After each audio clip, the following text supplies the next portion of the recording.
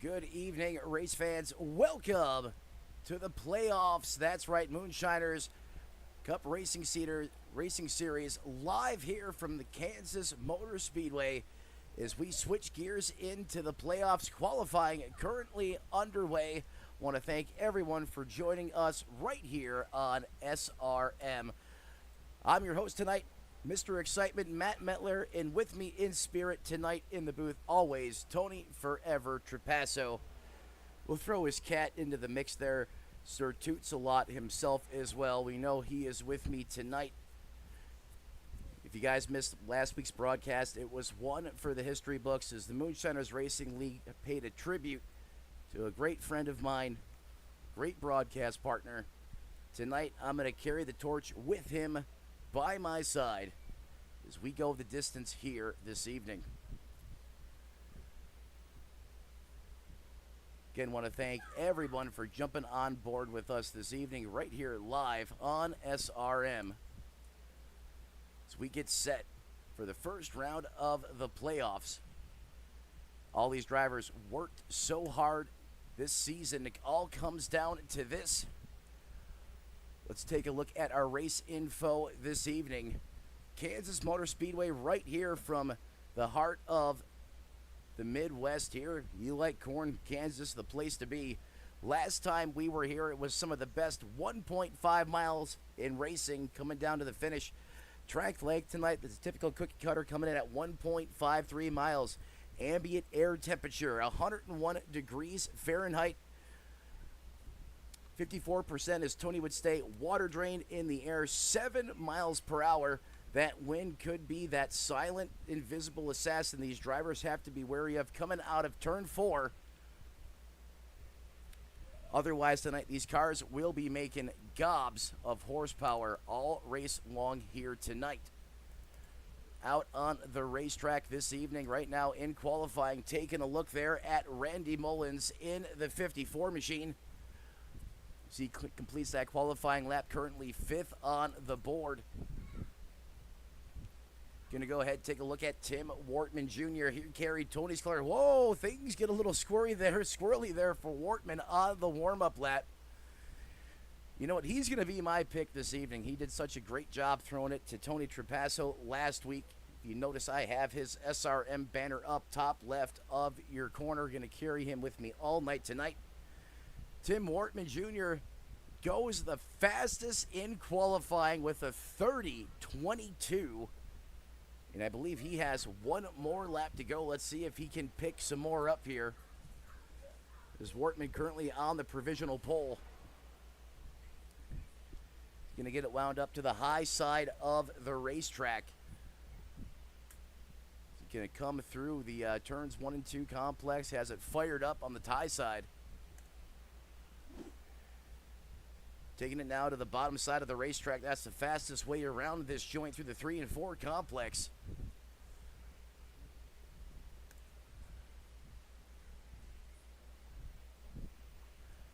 Easy peasy for Tim Wortman Jr. as he currently has a provisional pole at a best lap of a 30.22. He's definitely got some speed in that race car.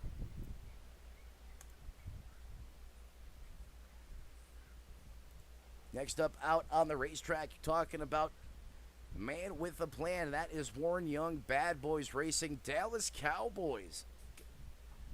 NFL is in full swing, week 2. This week coming up, week 1 full of surprises. How about the Tampa Bay Buccaneers getting the best of the Minnesota Vikings? Nobody's seen that coming. As Warren Young comes in currently 6th quick right now. Keep on going through, trucking through qualifying here. Paul Gillimore, there's a shocker. I didn't see that one coming. Gillimore, is it playoff time or what, baby? He goes a 30.13. That's going to bump Gillimore to the pole. We still have a few drivers here. Still looking to put some qualifying laps in. Darren Mullins next out on the racetrack. He's got those construction colors aplenty on that race car. Last time by a 31:29. That is not going to cut it. Let's see what Darren can pick up here on his second lap.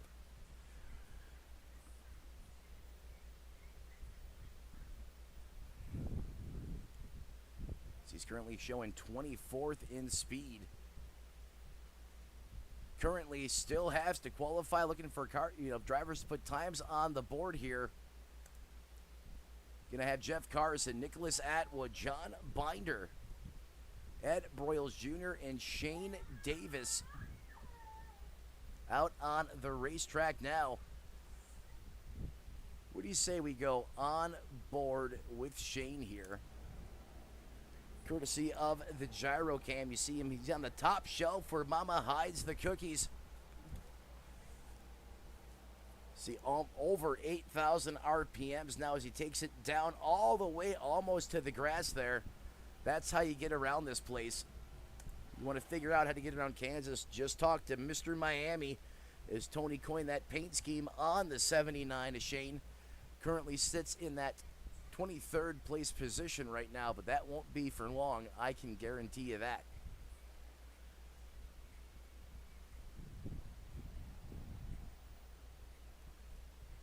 One of Tony's favorite paint schemes.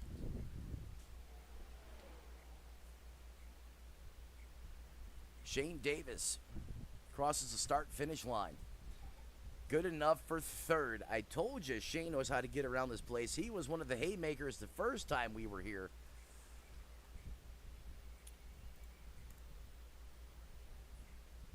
So I believe now still waiting on Jeff Carson, Nicholas Atwood, John Binder. Always likes to start from the back.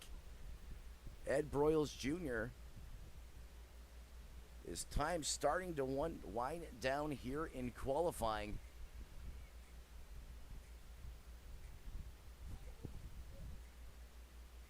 Again, how about a shout out for all of our sponsors here tonight for the Moonshiners Racing League. Big shout out to Green River Tire, obviously all of the sponsors that make it possible for these guys to go out and race each night here Wednesday in primetime. Hickory Harbor, J. Crawford Builders, PS Button Boxes. You know, the support for the league is deep. Barry has built a great organization here. As you can see, J. Crawford Builders there on the screen as well. As I believe we are just about running out of time here in qualifying. As Paul Gillimore may solidify himself here on the pole this evening.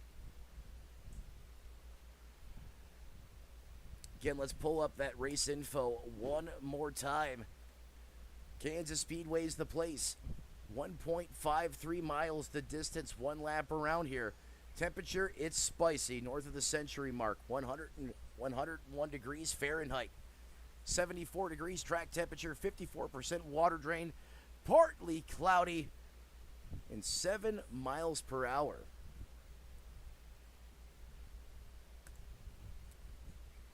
We get ready for these drivers to re-rack, restack as we set the starting grid here.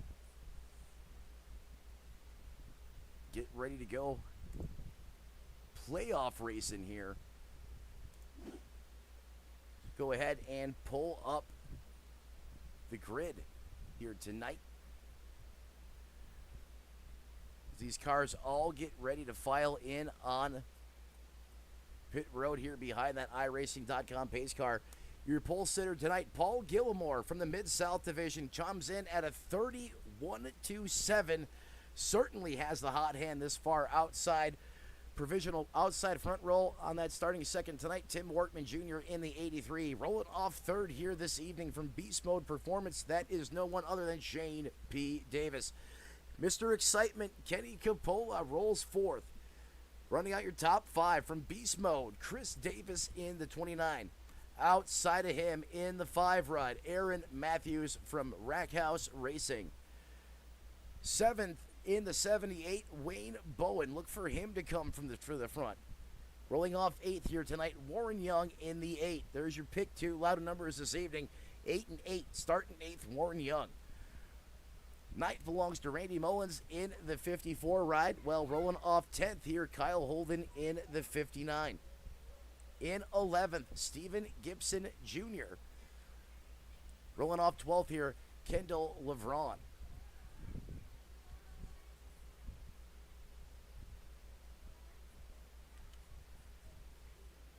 All these drivers beginning to stage here tonight.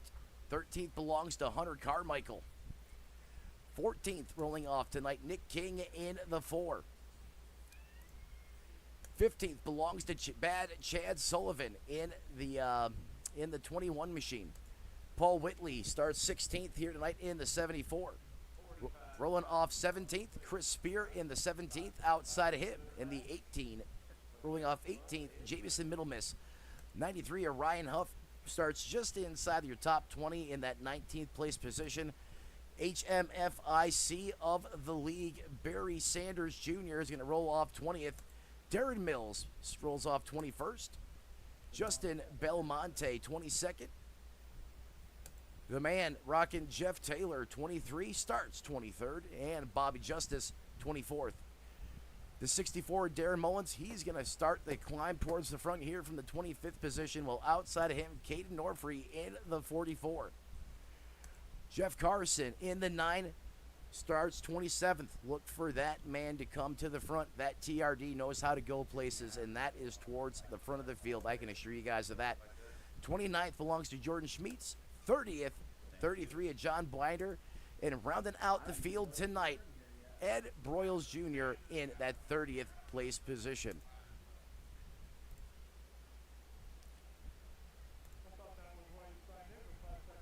Shane P. Davis, Kenny Capola. But on the pole, it's going to be the 11. Well, there's only one thing left to say, ladies and gentlemen. It's time to wipe the visor and pull the harness tight one more time. Race fans, it's show time. Green flag underway live from Kansas. It is playoff style, and it's already hot and heavy. Out in front is Wortman Jr. Wastes no time, taking it all the way to the top shelf where Mama hides the cookies. It's a family affair at the front of this piece as Paul Gillimore continues to hold off and fend off the 83, but here comes Wortman Jr. looking on the bottom. Tries to get a side draft there, but the 11's going to get it. Oh, in the wall already. That was the 29 of Chris Davis. That was not part of the plan, I can assure you of that. Is there still 2x2 now through 3 laps of this 200-lap event here tonight on Sim Racing Media.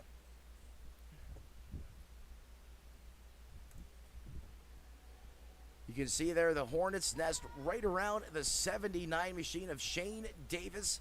He's got the 29 of Chris Davis there, hunting right off the back bumper, and Aaron Matthews to the outside in the 5. Doing a little bit of the Indy Snake coming across that start and finish line.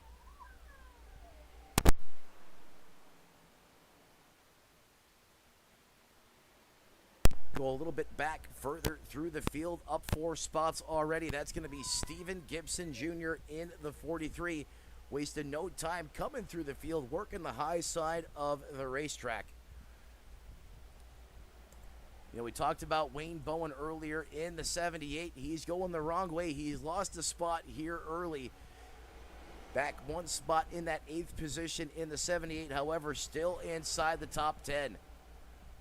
You want to know who's freaky fast early on? How about Aaron Matthews? He goes the fastest of the race so far at a 39.5. And look for those speeds to come up over the course of this race here tonight. See Kenny Capola there. He has had some bad luck the past month or so. He needs a good run. They don't call him Mr. Primetime, Mr. Excitement for nothing, but he's having issues with other drivers, just finding himself in calamity. Wrong place at the right time for the 77 as he continues to work off the back of Tim Wortman Jr., who continues to carry the torch and lead this piece 1 spot from where he started. And you can see it's a Noah's Ark affair right behind Shane Davis. That's in the 7th place position. You can pitch a tent over these guys. Throw a blanket over them. As everyone scatters, it's a mad dash for open real estate and clean air. Tell you what, the 8 has no problem going to the top shelf. He likes it up there. He'll continue to ride that wall and really try to work in that second groove up near the fence.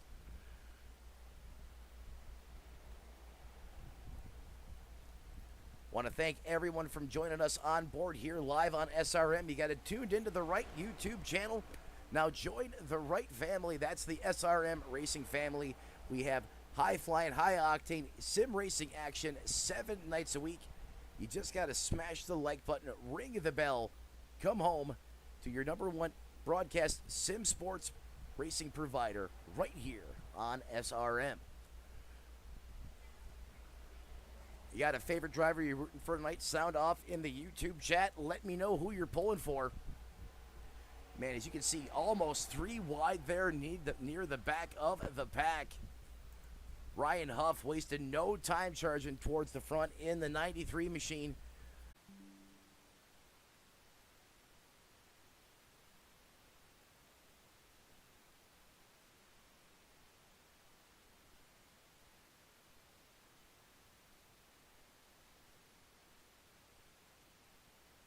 Once again is Kenny Capola now in the lead out in this piece. See the 77 there working the high side of the racetrack once again.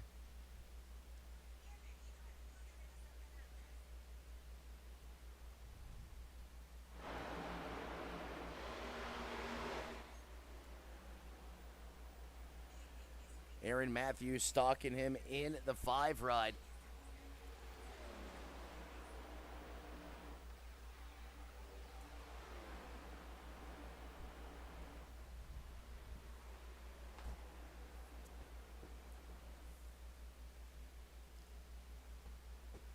Continues down the backstretch here. Aaron Matthews about 2 car lengths behind that 77 of Kenny Capola. I want to apologize to everyone. Missed a big-time crash up in the broadcast. Multiple cars were impacted there. This is certainly going to shake things up here in the point standing.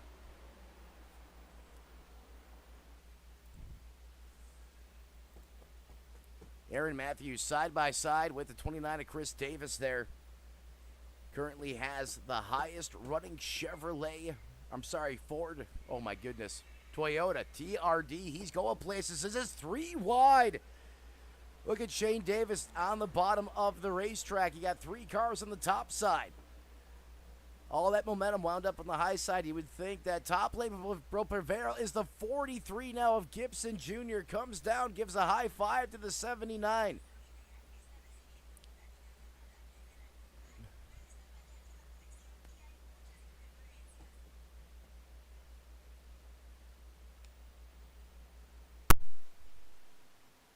Oh, get skinny. There is the 43. Just about turned the 79 off the nose.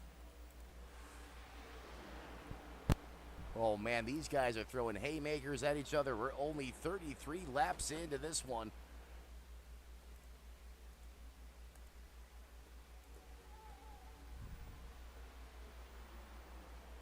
I want to thank everyone again for joining us live here on SRM. Got it turned into the right. You got it switched to the right YouTube channel. Now join your eSIM racing action leader right here. Easiest way to do that, smash the like button, ring the bell. Come home to 7 days of high-flying, high-octane racing action right here on SRM. Caution back under Raceway once again. He's now working caution number 3 on the evening.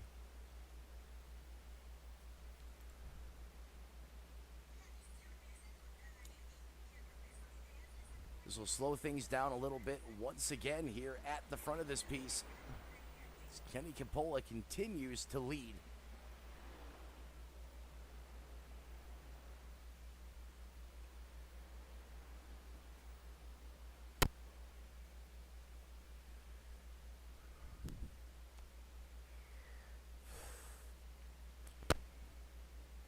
And race fans, while we're under caution, we're going to take a quick break, but you're not going to miss anything as we go all out, full-blown coverage.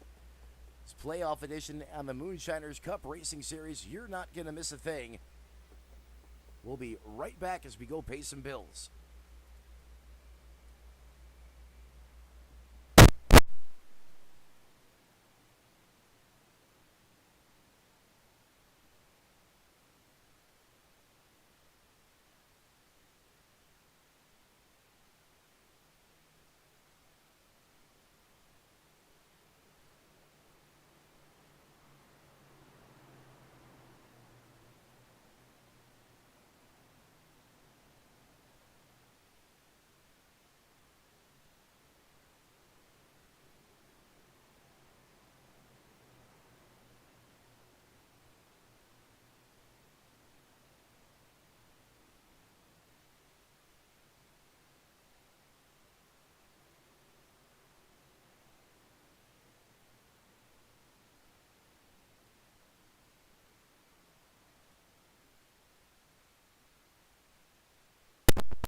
Brandon, what's going on, man?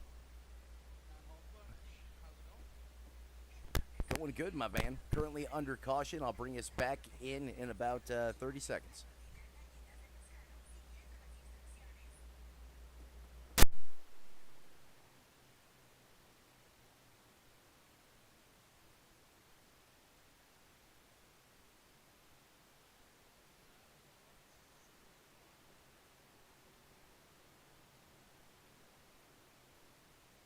Not that, my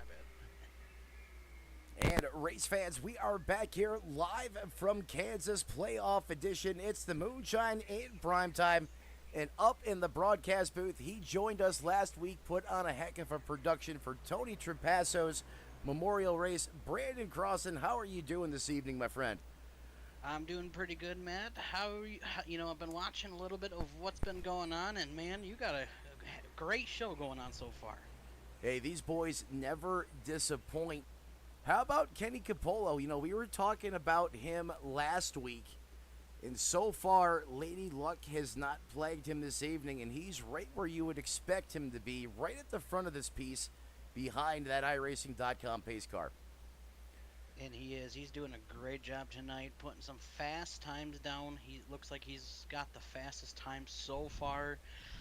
He's going to be a very good contender tonight, but look at the guy in second place right now, Chris Davis. He's up there contending for this too, so we got a couple drivers. I think we're going to have a race at the end of this thing.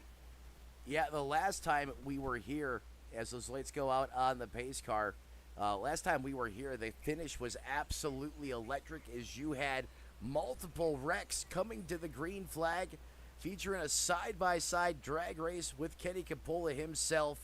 I agree. I think this is going to be just as good as the last time we were here, if not a little bit better with the playoff implications that are in place. Most definitely. Well, and the other thing too, what like you said, is with being contending and points are on the line. Trying to get yourself advanced to the next round. I think it's not, probably before everybody's given a give and take type of moment. Now, I don't think there's going to be any give. It's going to be all take tonight. That's what the mindset has to be, right? I mean, it's playoffs. As Kevin Harvick said a couple years ago, you got to become the bull. You have to be that man on campus, and that's going to be what propels you, I think, to get that trophy when all is said and done here at the end of the season. Most definitely. And I've been kind of curious on Kenny's lane choice. I was wondering here, what would be the best lane? Inside line or outside? And it looks like Kenny's going to take this inside going in. What I love about this track, though, it's kind of, in a way, a multi-groove situation. Yeah, you're absolutely right. I mean, you can, if your car is not working on the low line, you can go to the middle. If you're not happy with the middle of the racetrack, you can go to the Kyle Larson lane on the top side of the racetrack. Go ahead, take us back to green, my man. All right, pace car is in here tonight. Let's have some more fun. Let's see, Kenny and Chris going to be taken to the back to the restart zone, and green flag is out side by side. Looks like Kenny's going to be able to hold on to that first position. Chris in second, but side-by-side action through the field. Yeah, side by side as everyone starts to snake out already. Kenny's going to the top side of the racetrack, but here comes Chris Davis in the 29 ride. He's trying to throw a little bit of trying to throw some magic in here to the front of this piece as Jordan Schmidt starts to work his way into the picture as well.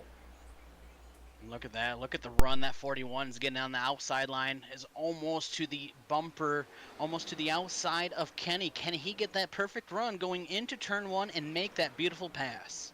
Yeah, let's see if he can dial up the magic. Jordan Schmidt knows how to utilize the momentum on the high side of the racetrack. You're absolutely right, and he does. He is able to get the best of Kenny Capola as he motors that I almost said F-150, that Ford Mustang, to the front of the field as he now carries the torch through 40 laps of competition.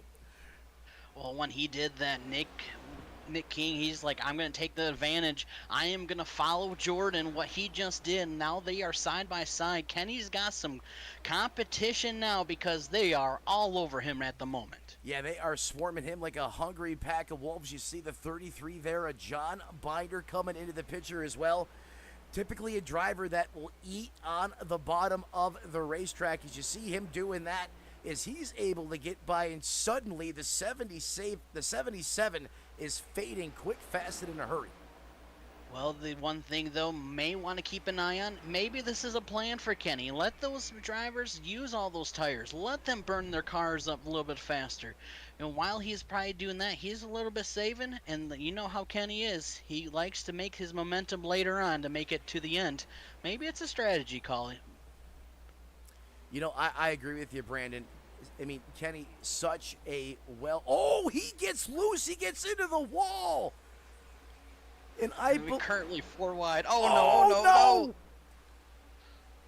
Oh, we were just talking about this, but he is able to save it. Oh, is Kenny's back in the wall again. He's got to stop the hemorrhaging, stop the bleeding. Is Kenny trying to get off the racetrack as he's getting it wound down? He's coming towards pit road. Or no, he's not. He's into the grass. He's sliding. Caution out.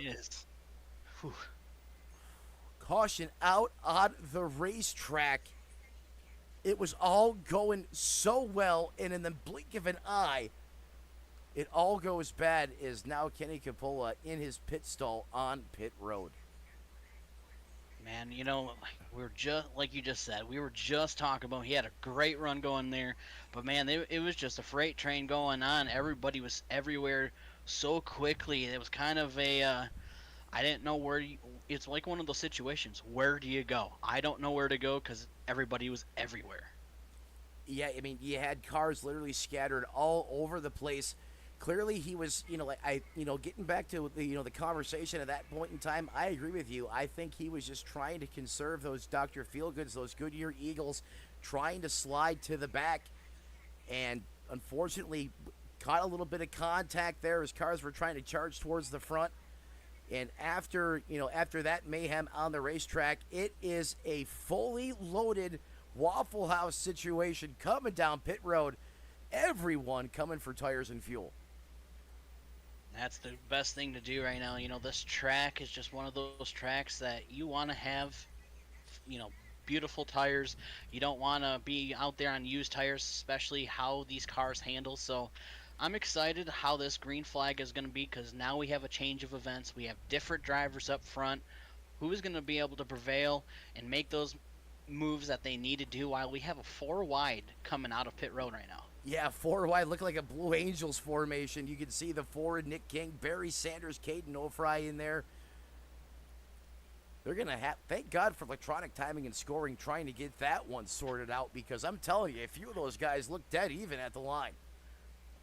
Yeah, that was, I am just happy I'm not in the box of trying to calculate all that and see who was where, because I don't think I could, because it looked like everybody was at that line all at the same time. Yeah, I mean, you would have thought it was coming to the checkered flag. No, that was the race off of pit road. That's just how intense this racing is once you hit the switch and engage playoff mode. But how about Jordan Schmidt? We haven't had a chance to talk about him enough. Up 28 spots, currently the biggest mover of the race. And it doesn't stop there. Caden Norfry in the 44 TRD machine. He's up 24 spots, currently in second. Oh, and don't forget about the silent assassin, Barry Sanders.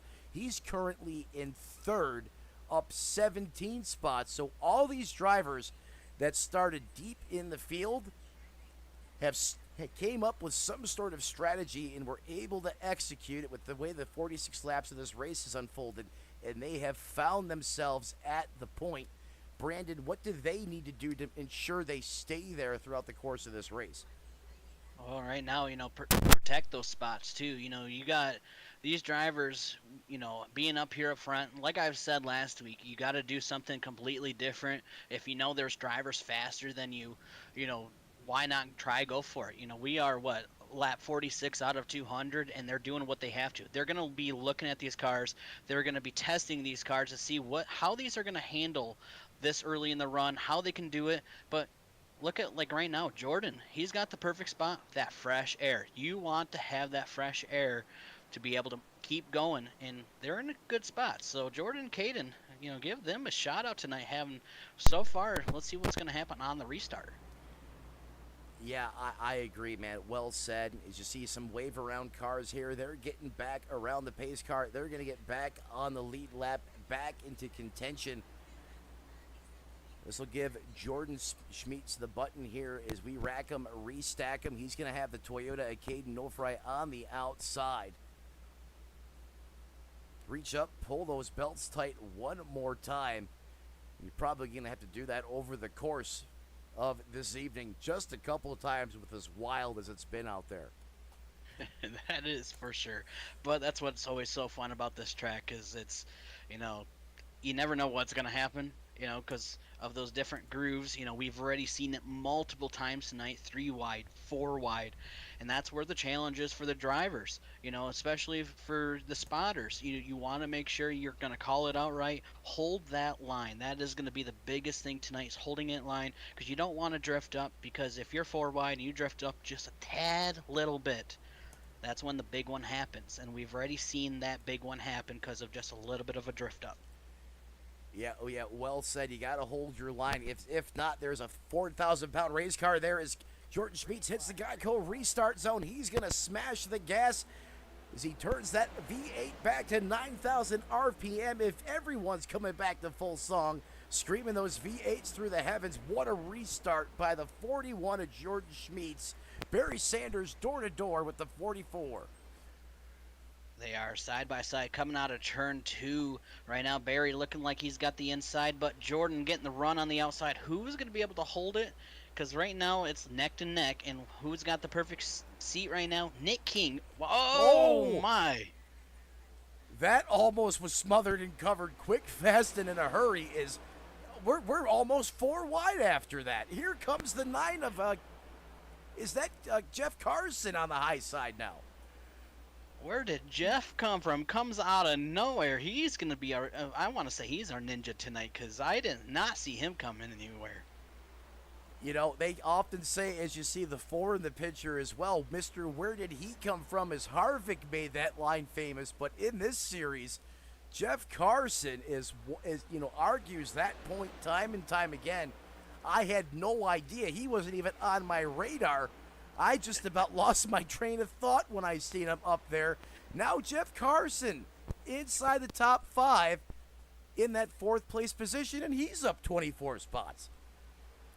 Having a great run. Right now, Nick King holding on to second. He worked himself up there watching all that craziness happen, that 4 wide, 3 wide going, and he was able to make that move, hold on a second. But now can Nick, slowly but surely, got that fishing rod. He's got it.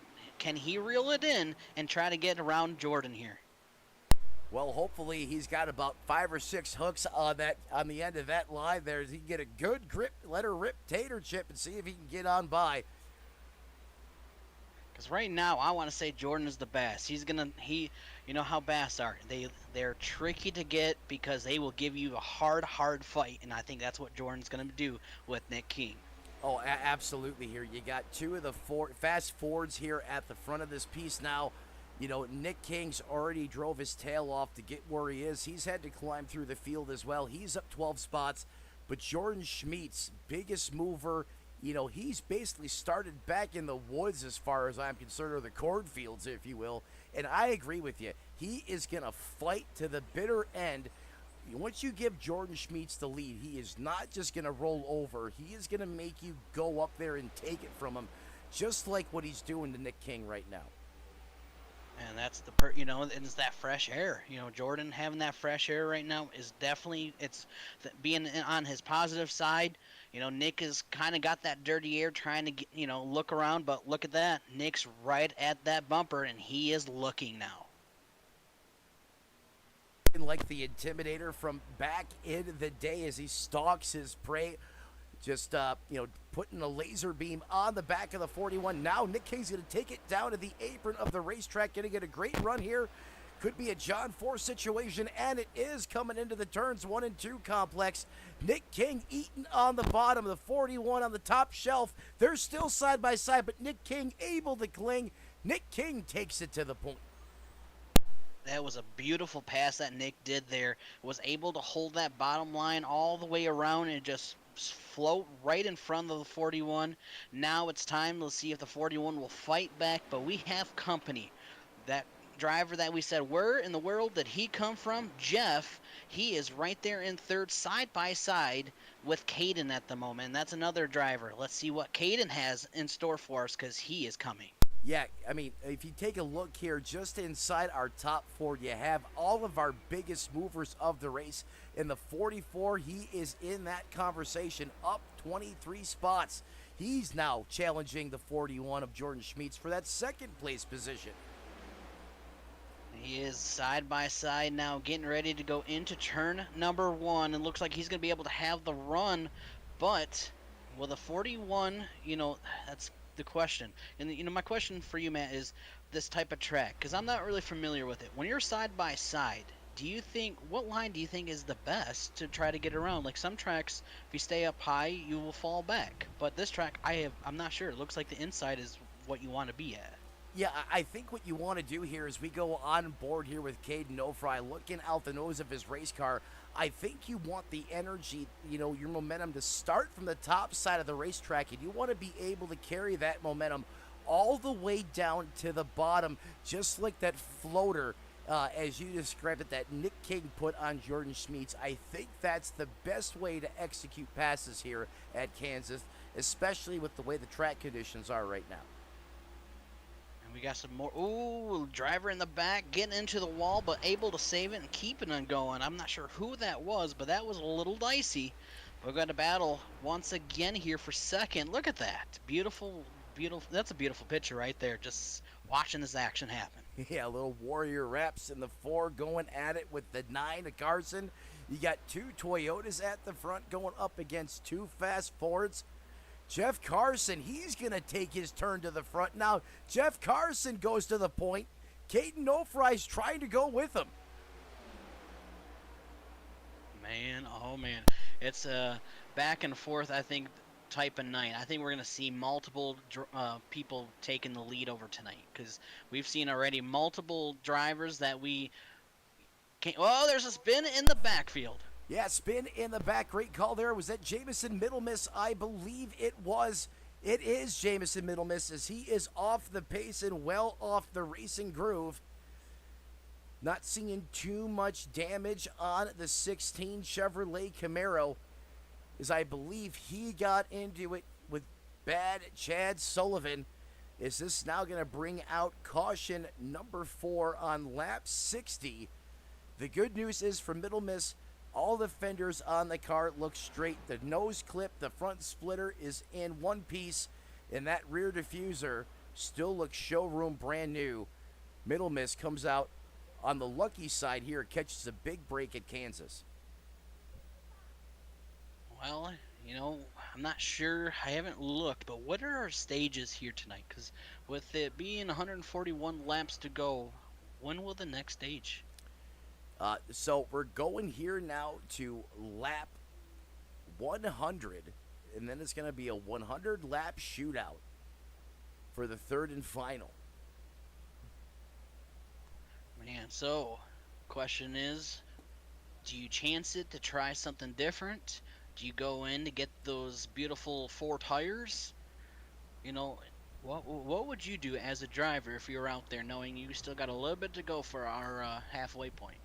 You know, it all depends on how my car is driving right now. If it's got good balance in the race car and I got top 10 speed, I'm not going to bring it down pit road. I'm going to save those good years for when it really matters, and that's towards the end of the race. However, on the flip side of the coin, let's say I go back through the field a little bit. Let's say I'm Nicholas Atwood, who's, currently outside the top 10 and 12th, or, John Binder in the 33, who's actually on pit road. He must be listening to us as we're talking.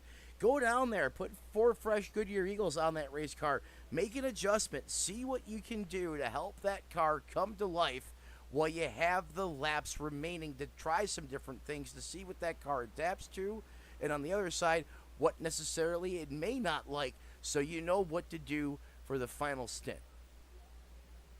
I agree with you 100% on that. This is so far a great race. These drivers are definitely, I would say they're having fun because this is they're definitely giving us a show, and that's what we love to see. No, they're But giving. Matt, oops, sorry, go ahead. Go ahead. No, I was going, this is kind of off topic a little bit. Since we're under caution, I figured I'll throw this out there. So, on Saturday, I went to Michigan International Speedway. I got to drive a NASCAR for 3 laps around it. When people say how hard it is to drive a NASCAR and we're actually watching this happen, it is very true. That is the craziest but hardest thing to do, and it is a blast. Are you talking about the Racing with Rusty experience by chance? I am. I did the Rusty Wallace experience. That's what I did at Michigan International. Was that your first time doing it? Oh, it was. And, to top everything off, I blew an engine. Oh, you went there and got the good out of the race car as well. You know what? When you're sitting there in that driver's meeting, right in the safety brief, I don't know how it was with your class, but everyone's in there, being all macho. Some of those guys, they get strapped in the race car. They don't even fire it up. They're so freaked out. But you're right. There's nothing comparable to jumping in your car that you own that translates over to being strapped into a race car. You're strapped in. You can't move. You can't turn your head. The steering, the line of sight, the vision out the front windshield is reduced. The heat, and then the awesome roaring vibration of that car is just, it's so much to take in, and forget about it when you get it out there on the racetrack and get to drop the hammer. I've done it myself, and I would do it again and again and again. As many laps as you give me. I mean, I love that. I can't get enough of it. Oh, definitely. And it just, and I want to bring this up is because why I want to bring it up is about the draft. When we see drivers here on this racing, people get these drafts and get a good run. It is 100% true. But how hard it is to handle a car during the draft. I was able to make a pass coming out of turn 4 at Michigan, and the feeling when you're behind a car and getting to the side of the car is a whole different ball game that you're not used to. It is incredible, but also crazy. So give these drivers a shout out because it is a challenge. Well, there you go, ladies and gentlemen. There is some real world experience from a first time fan getting into a race car. They can vouch for Brandon can vouch for everything that you hear on TV and hear these drivers talk about as that pace car goes ahead and pulls off. Going to re-rack them, restack them here one more time. Jeff Carson in the 9's going to have the button. Look how tight they are as he's going to flare off. Gets a great restart here as he climbs through the gearbox as that field barrels towards the turns 1 and 2 complex. Back under green flag, working lap 64. And man, Jeff has been shot out of a cannon. He is gone. He is definitely gone. He was able to pull away from Caden and Nick completely, but we got side-by-side action going on for a second. But I want to give Jeff a shout out there though, because he actually got that line, how he took off, everybody stacked up so tight together that it made him take that advantage to take off, and that's what he did. He did what he had to do, and it was perfect. Yeah, it's often a battle of the minds, a chess game, if you will, on these restarts, and Jeff executed it perfectly. is he's able now to almost have a 4/10 of a second gap over the second place car of Caden Nofry, who continues to have a strong run here. And now look at this. He is challenging for the lead on the using the middle of the racetrack. Now, we've seen him working the top shelf earlier. Now he's running about a lane up from the 9 of Carson, who continues to work the bottom. Beautiful working for sure, you know, and that's what I love is just everybody's car is different.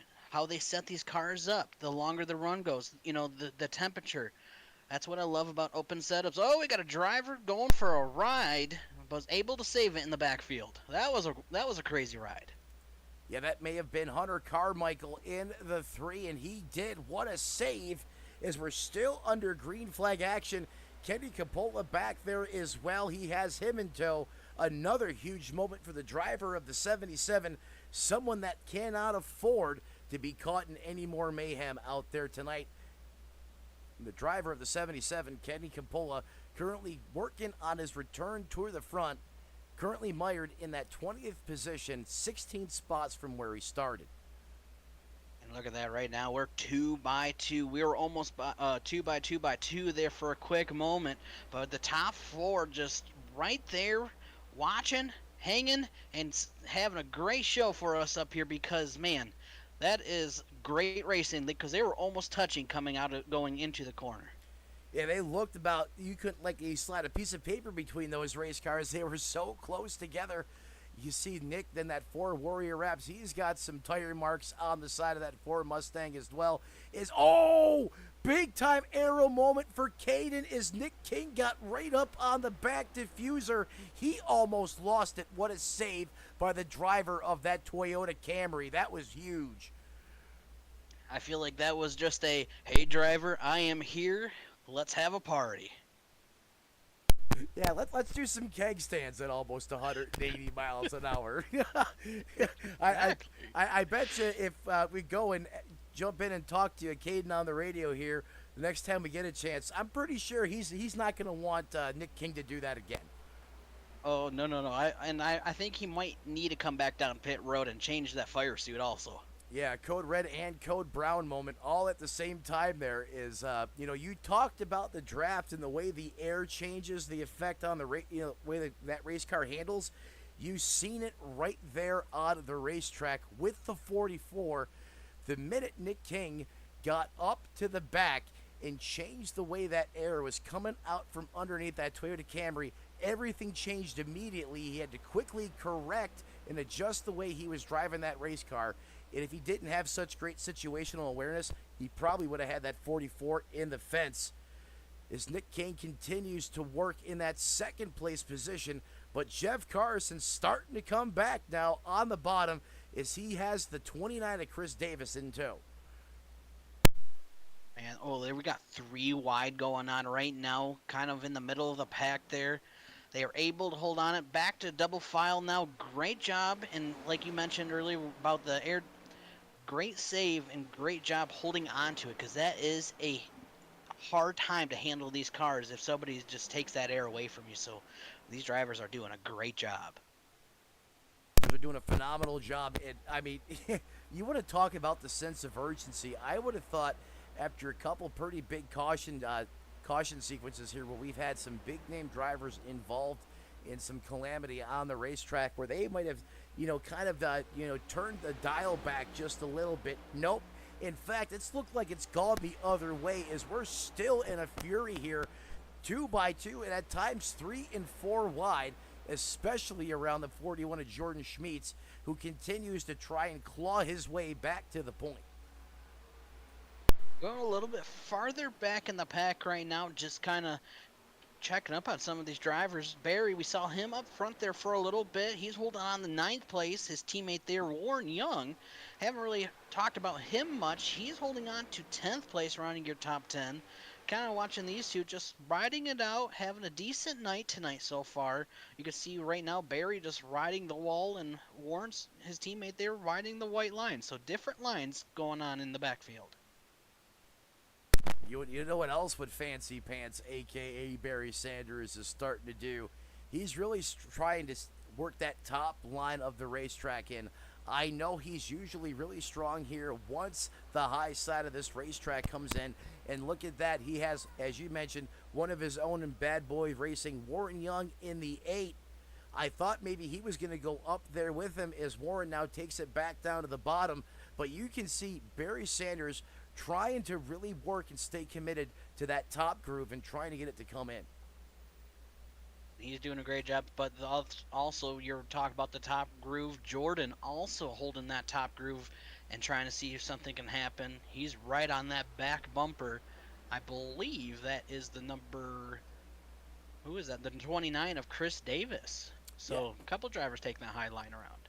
Yeah, it's almost, sometimes it's right on cue. Sometimes up in the broadcast booth, we start talking about a trend we see on the racetrack. The drivers, immediately do the opposite. Other times, more jump on board. And that was a case where, the broadcast team got it right for once. And you're right. Oh, get some big-time tire smoke there. I'm not sure if someone caught a piece of the wall or there's a little trading paint going on, but it's starting to get rowdy up around Chris Davis in that 29 ride for that 5th place position. Oh, we got a battle for the lead. Nick King gets the run on the outside, was able to get around the 44. Now the number 5, Aaron Matthews, part of the Bad Boy Racing, now taking the advantage on the inside, trying to get around the 44 for 2nd place. So we got some moves going on up front. Yeah, big time moves from a big time driver, Aaron Matthews. You want to talk about strategery, getting yourself in the playoffs. He had to pull off a huge miracle at Talladega to get in, and he does exactly that. He gets a walk-off win, at the Big House in Alabama, gets into the playoff, and now look at this. He's backing it up with a strong run in that 2nd place position. We talk about so many times momentum breeds momentum, and you're looking at a perfect example of it right here is Aaron Matthews runs in that 2nd spot. He's doing it. Let's see if he can get around Nick King. Now, I've noticed Aaron was taking the high line around most of these laps. Now he's going to hold the white line. Oh, man, the 4 and the 16. The 16 got a little dicey. Oh, man, Jamison Middlemas probably squinting his eyes, gritting his teeth, because, he was already up, at the safer barrier. Oh, now, here we go again. As we get McSwirly, the 6 goes for a ride. Caution back underway again. This time, Justin Belmonte gets served cold as he is parked the wrong way up against the fence. Ooh, easy coming down across the traffic there as he spins it, burns the house down, and gets that Sim Speed Shop number 6 back up to speed. Yeah, but you know who took, I'm sorry to interrupt you, but you know who took a very, very hard hit there, and I'm thinking he might have to get checked out. That number 64, Darren, he hit really hard. I hope he's doing okay. Yeah, Darren Mullins, thank you for that. I have him featured right now on the broadcast. He definitely has Bluetooth right front suspension. That axle is not attached to the chassis of that race car anymore. And I'm not even sure if he can turn. Oh my goodness, you are not wrong. The hood completely detached from that 64 machine. It took off like a space shuttle. That was a big time impact as he crab walking all the way off of the racetrack. He's going to park it on the inside fence and tow it to the pits. Unfortunate start to the playoffs for Darren Mullins here in the 64 after a big time incident with Jamison Middlemiss, a lap car on the top shelf, as it sparks off another big one here at Kansas. Man, that's definitely, like you said, that's unfortunate night. And he was kind of one of those situations, not anywhere really to go. There was just, he was there and that just happened. So looks like I'm thinking safety crew told him, hey, park it, bud. I don't think you should be driving around because that car is totaled. So, oh man, that's definitely not a fun night. No, to be quite honest with you, I think that car was driving him at that point, as I don't think any type of steering inputs were reacting. The car was reacting to anything the driver was inputting on the steering wheel, and great call there just to park it and live to fight another day. So what do you do now? 82 laps in the books here. Do you come down pit road here, or do you stay out and wait for the stage? Well, if I was a driver in the back, my opinion, I would be going in to get some fresh ones, just to chance it. Why not, go for something? I think if I was Nick King, I would just stay out. You only got a little bit more to go. You're in a good spot. You got that fresh air. Especially like Wayne right now in the 78. He's in a good spot. So if you're up in the top, I would say 10, I would stay out. But if I was in the back, why not just get some fresh ones? Yeah. Oh Whoa! man, 77. The 77 just took it to the infield. I'm not sure what that was. Under caution, Kenny Capola. I want to say that was a last second decision, just hey, go get, I need some fresh ones. Maybe that was just his crew chief who said, all right, yeah, just come on in or something, because unless, you know what it was? He just wanted to hit that yellow cone for us. I mean, that looked like a Hail Mary. I didn't think you could make a car turn that abruptly out there on the racetrack, but I guess, hey, Kenny can do anything. I wonder if he found out they're doing buy one Big Mac, get another for 29 cents.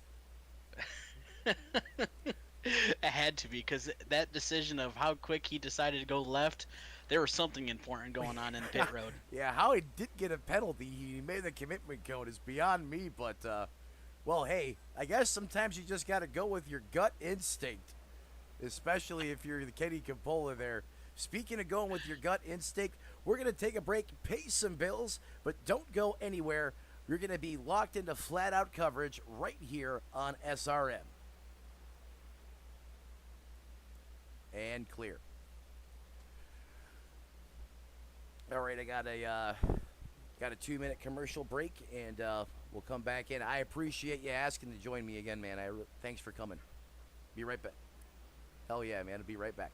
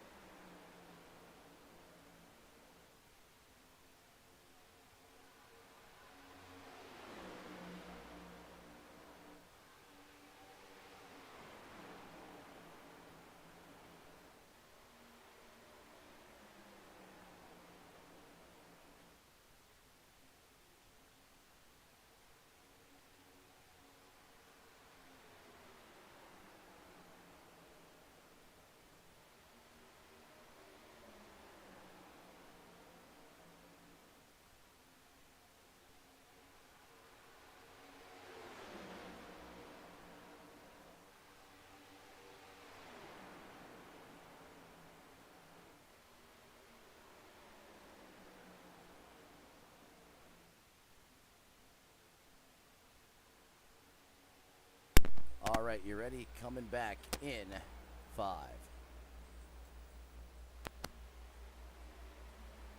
And race fans, welcome back here to Kansas Moonshiners Cup Series racing action, playoff edition in full effect. I'm Matt Metler. He is Brandon up here in the broadcast booth alongside me once again this week. And Brandon, this has been one heck of a race through 88 laps of competition. Green flag back in the air, and these guys are picking up right where they left off. They are, Jeff, right now holding on to the lead, but we have a beautiful battle going on with the number 5 and the number 4 between Aaron and Nick. Going back and forth, back and forth. At one point, Aaron was leading like he is now, and then Nick would take back. So we got a little bit more company. Wayne also being in the picture side by side here with that number 4. We got some moves going on. Yeah, we got shaking and bacon going on all over the racetrack. Right now, you mentioned Wayne Bowen there in the 78 machine. He now finds himself in that third and final podium position here. Caden Nofry in the 44. He was up there contending, fighting for the lead. Now he's back in fifth. We're going to find out just how big of a role this dirty air plays because, you work so hard to get to the front and then, a caution comes out. Some different strategy unfolds, but if you find yourself, losing a couple spots on the racetrack, it's not always easy getting it back to the front, is it? It is not, and I'm kind of watching this battle real quick because I'm thinking there might, that's what I was watching. Sorry to interrupt. No, you're good. I was watching these three kind of back and forth, and I was like, something's gonna, I have a bad feeling, and we got a yellow out. Yeah, caution out on the racetrack. In the words of Phil Collins, he could feel it coming in the air tonight. And just like that, caution on the racetrack. Interesting thing is, I'm not seeing anything here in timing and scoring that would indicate as to why the caution came out here on the racetrack. Yeah, I'm not seeing much either. That's what I was kind of looking back at, and maybe stage break came a little early tonight. Yeah, that is a possibility. Lap 92. I mean, hey, it wouldn't be the first time we've seen Barry Sanders throw a curveball at it. Oh, usually I'm the one that throws the curveball, but hey, I didn't say it. True. I mean, I did. Well, tonight anyhow. But you caution flag back out there. Jeff Carson going up, playing footsies with the pace car. You can see Brandon Beanie there on the outside in the one Hulkamania. That's what I like to call that number 1 car anyhow. It looks like a Viper. It does. That's, and I gotta give him a shout out. He is currently, I believe, 11 laps down. Now going to be 10 laps. And he was actually staying up with these top drivers. He was staying with Jeff and Caden, so give him a shout out. He was doing a great job, even though, he's a couple laps down. Yeah, I mean, he is always a driver ever since he came into the scene in the series that is going to be a contender. He is going to be at the front of this piece, talking about Brandon Bikey in that number 1. But as you mentioned, he's multiple laps down right now, but you don't see him just parking that car in the pits.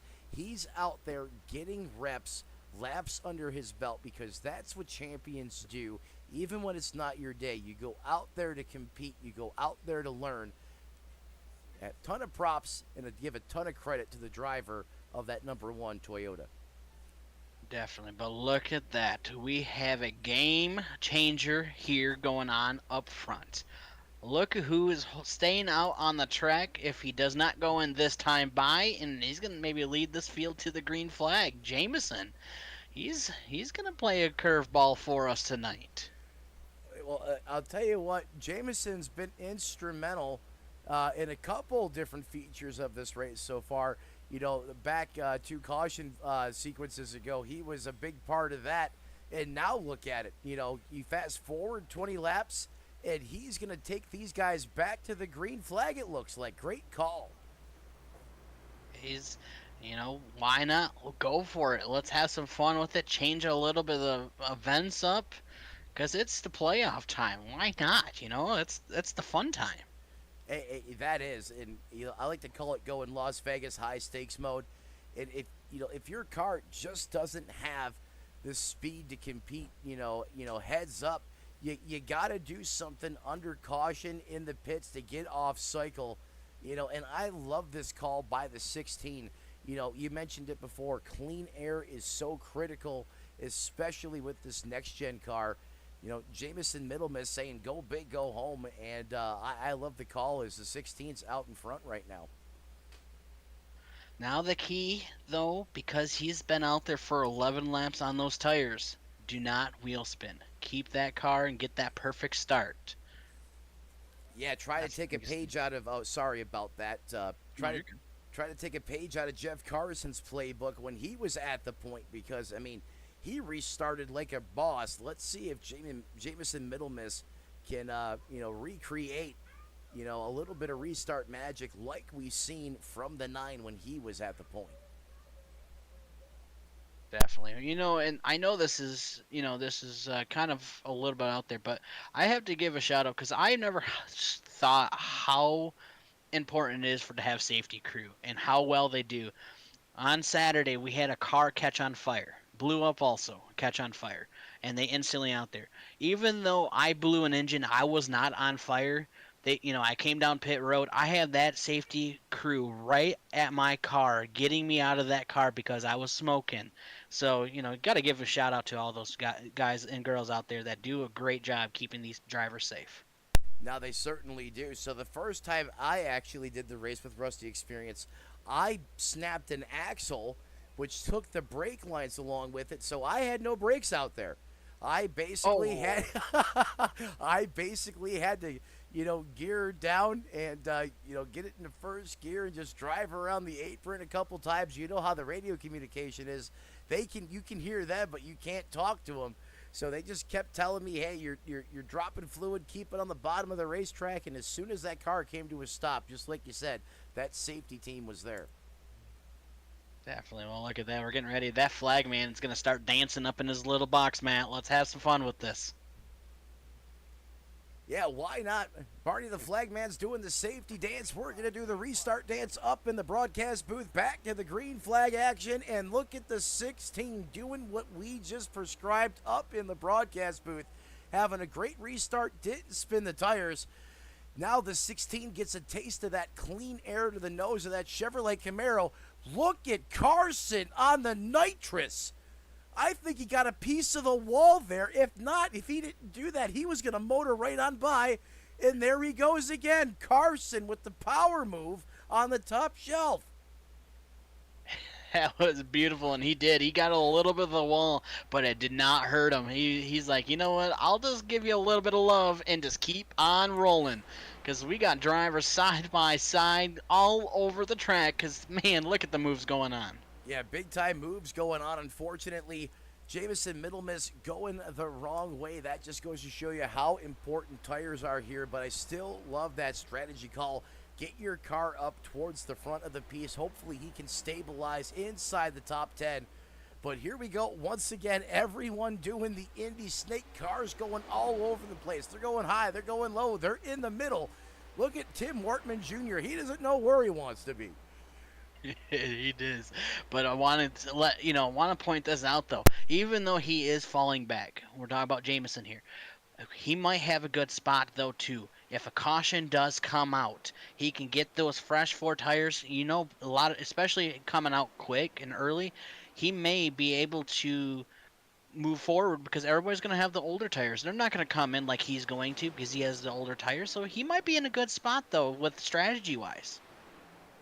Yeah, you have a great point there. That could fall right in his wheelhouse there as far as strategy is concerned for the 16. When you're in the back, you're always sitting there trying to figure out, you got the gears turning. What can I do to get to the front? Now that you actually were successful, able to get to the front, you can go to a completely different page in your playbook. That's a great point, Brandon. You hit the nail on the head there. And let's see if what Jamison Middlemiss is able to do with this opportunity, is he's currently holding on to that 8th place position. And even though with the older tires, he's doing a great job holding on to the 8th. He's taking the higher line around than everybody else is. He's just kind of riding it out, kind of just holding his pace, what he needs to do, and all he's watching right now is Warren Young, Nick King battle it out side by side, going from 2 wide to 3 wide now. Yeah, 2 wide, 3 wide, and every time we start talking about 2 and 3 wide, these guys decide to go 4 wide. and why not as the playoffs? Can't hold anything back now. That is for sure. Speaking about not holding anything back, how about Wayne Bowen? He continues to mow down the leaders here. He is now in that second place position. Jordan Schmeet's able to climb the ladder with him. Oh, and look who else is coming back into the picture at the front. Carson and King once again, as everyone continues to chase the 5 ride of Aaron Matthews. You know who another driver that we have not talked about much at all tonight, holding on to 7th place in that number 24, Nicholas Atwood, having a great run tonight, watching his times. He's sticking with the times of everybody else. He is just riding it out and having a beautiful night tonight. Yeah, beast mode performance, big part of that race team and what they bring to the racetrack, and he's brought a bad Chevrolet ZL1 Camaro to Kansas. He's got that thing hooked up here this evening, and you're right, we barely mentioned him at all this race, and he is silently almost taking a page out of Barry Sanders' playbook, and just all of a sudden he is right there in the thick of it in that 8th place position, up 22 positions, not 11, 22 spots for the 24. He's having a great run as well. He definitely is. You know what it is? He sees that Cowboys car, that number 8 of Warren Young. He's like, yeah, know what? We're not going to see the Cowboys. We're going to actually beat the Cowboys tonight. That's what his goal is, to get around that number 8 machine so he can say, I beat the Cowboys. A little, well, hey, football and NASCAR, it's similar in more ways than one. The more you think about it, put 2 and 2 together. So why not throw a Buffalo Bills car out there, and a Chiefs wrap, throw that in there in the mix as well, just to keep it interesting. Well, we already did a Hail Mary tonight, so why not go for it, right? Yeah, hey, talking about Hail Marys, you can always pull a Little Giants and run the annexation of Puerto Rico as well. Oh, man. But, 16, look at that. Up to 4th place, from 8th place back to 4th place now. Yeah, he I think he's messing with us up here in the broadcast booth. That went back to green. He dropped like a hot potato back to 8th. And now look at him. He's found something there. He's exploring the space like you were talking about. So many different grooves on this racetrack. If you don't like one, there's one that probably fits what your car is doing right now. And Jameson seems to have found that on the high side. Now he's looking to take over that 3rd place position from Schmeet's. What it was, he was playing hot potato. He found the oven mitt so he could hold on to the potato and keep moving forward. That's what it was. The oven mitt's involved now. Oh, he's got the oven mitt, and he's taking it to the all-you-can-eat buffet.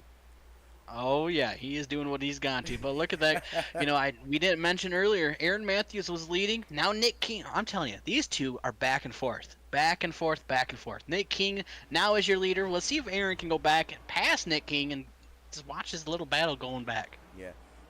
It's almost like Aaron Matthews is like John Jordan to Ricky Bobby. And vice versa.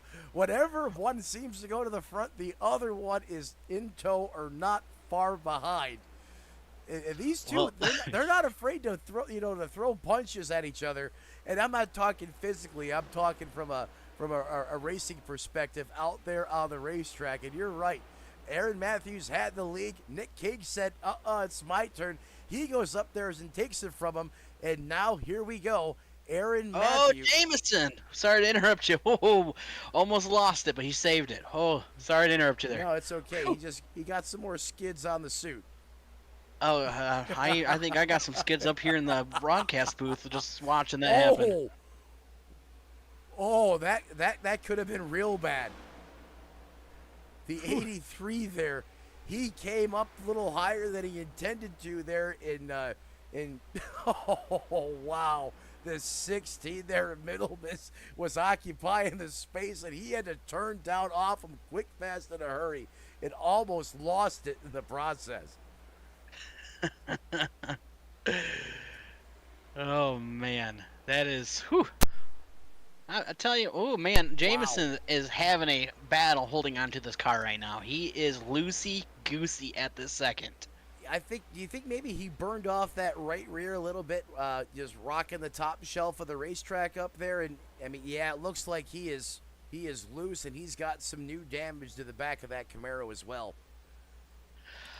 I think so. But from my just guessing, I thought riding the high line around here would more eat the. No, I mean riding the low line around here would eat that. That back right, but I'm not sure how this track can handle these tires. I just know you want those fresh tires, and with him being on the older tires, it's not helping him. No, it certainly isn't. I mean, it was fun to watch him though as he slipped back to eighth and then charged up to third. And now the switch flips and he goes towards the back again. Do we see another surge from Middle Miss? He's certainly making it interesting and fun for us to watch. Hopefully, everyone joining us in the live chat and live here on the SRM YouTube channel, having a blast alongside us up in the booth here tonight in prime time as the Moonshiners Cup Series continues throughout the course of their playoffs. We're going to have coverage for you the entire way, all the way until we crown a champion later on in Phoenix. But for right now, we got to get through Kansas. We're going to find a winner here is now within the almost, well, under 90 laps to go now as these laps continue to fly by. And Brandon, I mean, when you're out there running 31-second lap times, this race is going to go quick, fast, and in a hurry. And definitely, and this kind of been our longest run of the night, staying green flag racing. We've had some decent ones, some big ones. You know, while we're still staying green, now the ultimate question. These drivers been out there for 21 laps already. When is it time to come down pit road and put a full, fresh thing of tires on? Well, if you're Jeff Carson, Mr. Longball, I mean, he always seems to have the secret sauce, the formula for being able to put together these, just these textbook long runs where the car just doesn't fall off. So he would probably be one of the favorites there to come down first and, make it work to his advantage. Barry Sanders now finds himself back up into that fifth place position. He started towards the back. As you mentioned earlier, came towards the front, drifted to the back again as he's playing yo-yo out there on the racetrack, or, maybe a little bit of a, as some might say, pocket pull. You know, I know he doesn't have Cougar Bait on the race car tonight, but Captain Cougar Bait, he's having a good time there inside that Camaro as he's feeling spicy right now. There's a little bit of grinding going on right now between the 41 and the number 4. Woohoo! For the lead. Yeah. Jordan Schmidt says they don't call me Johnny Niner Grinder for nothing. He's out there showing why on the racetrack. Schmitz getting into the Matthews Nick King party as Schmitz goes back to the point. Man, and Aaron goes high, Nick goes low, and here's Jordan. I'm just gonna ride that middle. Well, the way these guys keep crossing, each other over, it seems at times here. Hopefully they don't have it, they have it timed right, and don't mistime it, and they collide and meet in the middle. That's really what I'm worried about here. The way these guys at the front keep changing their lines. I mean, if you watch the way that Aaron Matthews is attacking this racetrack, he's up, the top shelf 3 and 4. He comes down to the bottom in 1 and 2, and then Nick King's doing the exact opposite as they're door to door, side by side once again. All it takes, and we've seen it in this race. You go where I think you're not going to be, and I'm going to do vice versa, and you have a massive meeting of the minds, and you have carnage on the racetrack. Well, right now, though, I am very impressed from first all the way back to, oh man, I would say Warren Young or even farther back. We've been staying so close. Nobody's really just taken off. They're all staying, within the draft. They're all, doing the switcherooing from the basement all the way to the roof. This is crazy. Oh, smoking. Somebody's sideways, drifting. Yeah, a little bit of drift mode out there right now as well. So we go tandem draft mode or tandem drift mode. You said from the windows to the walls. I'm pretty sure that's quoting a Little John song as well. So hey, you know what? You better get low while you're at it. Get high, get out of the way, or you just get good in the neighborhood, right? That's what matters. And you mentioned no one's really getting away, and I think that's because this is really. Always Nick King comes up and gives a punt to the back of Matthews. Getting back to what I was saying, it's so momentum based because the draft pit plays such a huge role at this racetrack.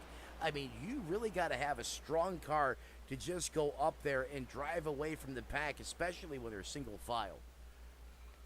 And they're for sure, you're exactly right, and they're doing a great job.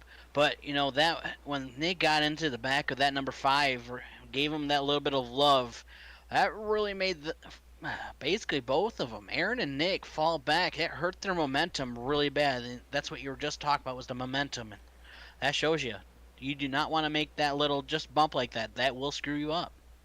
Well, not only will it screw you up and hurt you in the short term, it could affect your long term depending on how hard you get into that car in front of you. These next gen cars, they're all about aero and how the race car diverts the air over the top and underneath this car. You start messing that up, and you're going to start adding seconds to your lap times quick, fast, and in a hurry. So that's something these drivers also have to keep in the back of their mind. And another thing too, we are in the playoffs. We got contenders fighting for positions. You give me a little bit of a harder bump, I will remember that. I may not pay it back right now, but I will cash it in at one point during these playoffs. Absolutely. So well said. As we go on board now with Aaron Matthews in the 5 ride, who currently finds himself back in that 6th place position. And guess who's right there with him once again? Nick King. They were at the front battling it out. Now they're inside the top 10 duking it out. I'm telling you, where there's one, there's the other. 9 times out of 10. Do they have a magnet that we don't know about, we don't see? Maybe it just cannot keep each other. Maybe it just wants to keep each other close. I think they share a box of chocolates, and that's.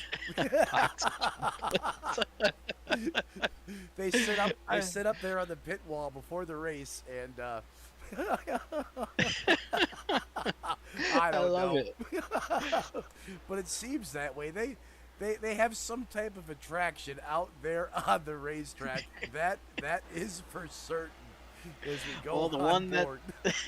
The one that's not sharing the chocolates and keeping the chocolates to himself at this moment is that number 78, Wayne Bowen. He's got about, a 0.2 second gap from second place of Jordan. So Wayne does not want to share any chocolate right now. He is going. No, he's not. He's taking it all for himself. He's double fisting out of the box per se right now as he is checking out of Dodge. Solid God. Is he's actually almost has one of the biggest leads we've seen all race. And just as I say that, it starts to go the other way as Jordan Schmeed's chasing him down. But Wayne Bowen up 6 spots, currently enjoying about 0.3 of a second advantage over the 41 of Schmeed's. And right now in 3rd place at this moment of time, that's silent but deadly number 88, Barry Sanders, working himself to trying to get around that number 41 of Jordan. Yeah, did you say silent but deadly?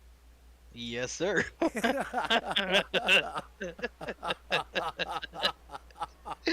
I'm probably going to hear that one after the race. Yep. Mm-hmm.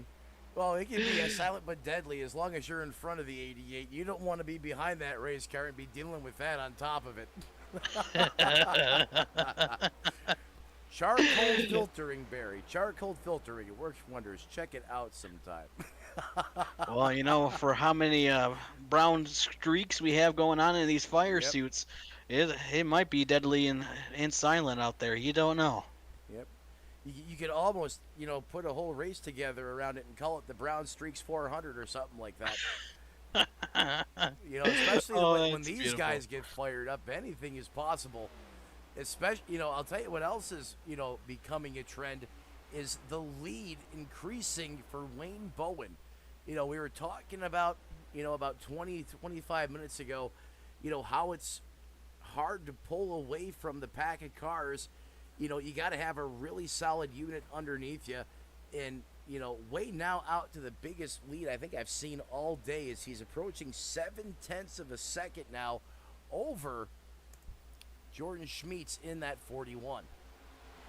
Well, and it's really not helping. What Wayne is really liking to see is the battle going on for second and third place.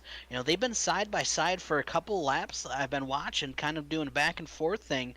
With them doing that, Wayne's like, heck yeah, please keep doing that.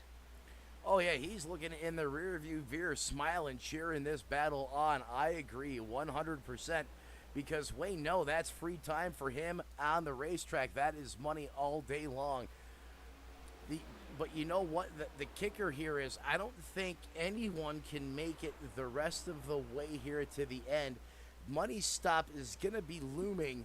But could you imagine, let's say hypothetically, Wayne Bowen didn't have to come down, hit the pit, hit pit road, again, till this race is over. I mean, he'd be loving this even more right now, watching them duke it out on the racetrack like that. But they get it settled down. Chris Davis settles into that second place position, up 3 spots from where he started. Jordan Schmeets, well, he may still have something to say about it as he's back on the offensive again. For a quick moment there, I lost Chris Davis. I thought that McDonald's Wi-Fi was, maybe that's what happened.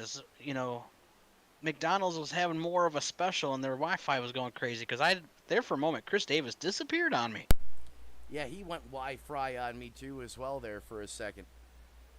But I'm telling you can't be having McDonald's set up a concession stand right outside pit road like that. As a race car driver, you're asking for trouble. Well, we already seen it. We seen Kenny decided to go get some fries real quick. Yeah, I know. Then they had to buy one, get one for 29 cents. The next thing you know, he's 20 laps down. That's what happened. That's what happened with Kenny, ladies and gentlemen. All race, Kenny decided to go get some discounts at McDonald's. So that's what we're gonna go with. But you know what? He's the one driver that can go 20 laps down and still come back and find a way to win it. And you are 100% right on that. I've seen in the past where he's like a couple laps down out of nowhere because you're not paying attention.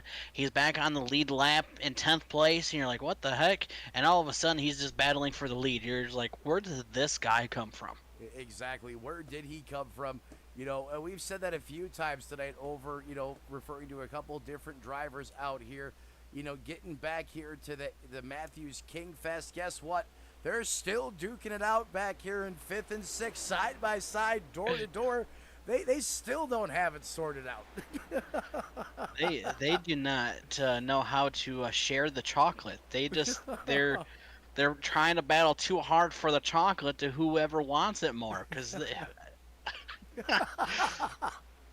they're not going to be happy with us when this race is over. But who else who wants chocolate? Warren Young. He's going to be getting involved in this. He's driving like a Keebler elf that got demoted to Fudge Packer. It's because of that dang Cowboys car. Oh, Warren Young out there doing a great job, though. He actually saw a little plume of smoke as he modified slap the wall there. Oftentimes, like on the short tracks, when they're just getting everything you can out there in the speed realm. That's what Warren Young just did. Is he's working the high side of the racetrack. Playoff driver, running even with the board in that Bad Boy Racing Chevrolet. Started in 8th, and that's currently where he resides right now, working lap 137. Right now, we got two teammates battling it out here. The number 5 and the 88 of Aaron and Barry Sanders having a great run, but right behind Shane Davis. We've heard his name earlier in the run. He is coming back and trying to make something happen to the front now. Yeah, Shane Davis. There is a driver that is silently kind of went away. He was a big part of this race up near the front in the opening stages.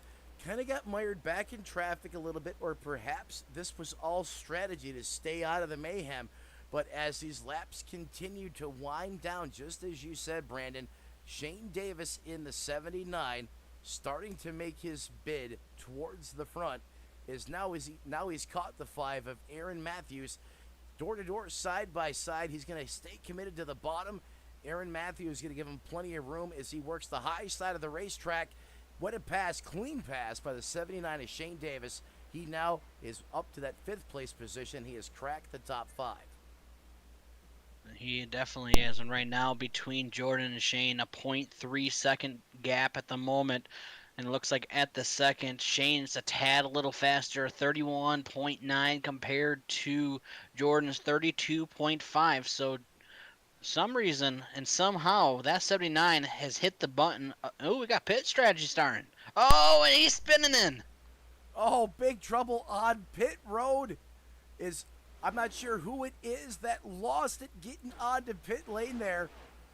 Jordan the 41. Oh, Jordan Schmeets has a huge moment there trying to get to pit road.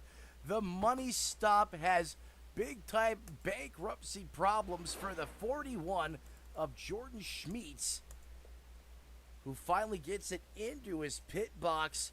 That could have been a lot worse, not seeing a penalty here for him, but that's certainly going to cost him a lot of time out there on the racetrack. Is this all happening under green? Well, and that's what I was going to talk about before I saw him go in, is with time coming, these drivers have been out there for 48 laps.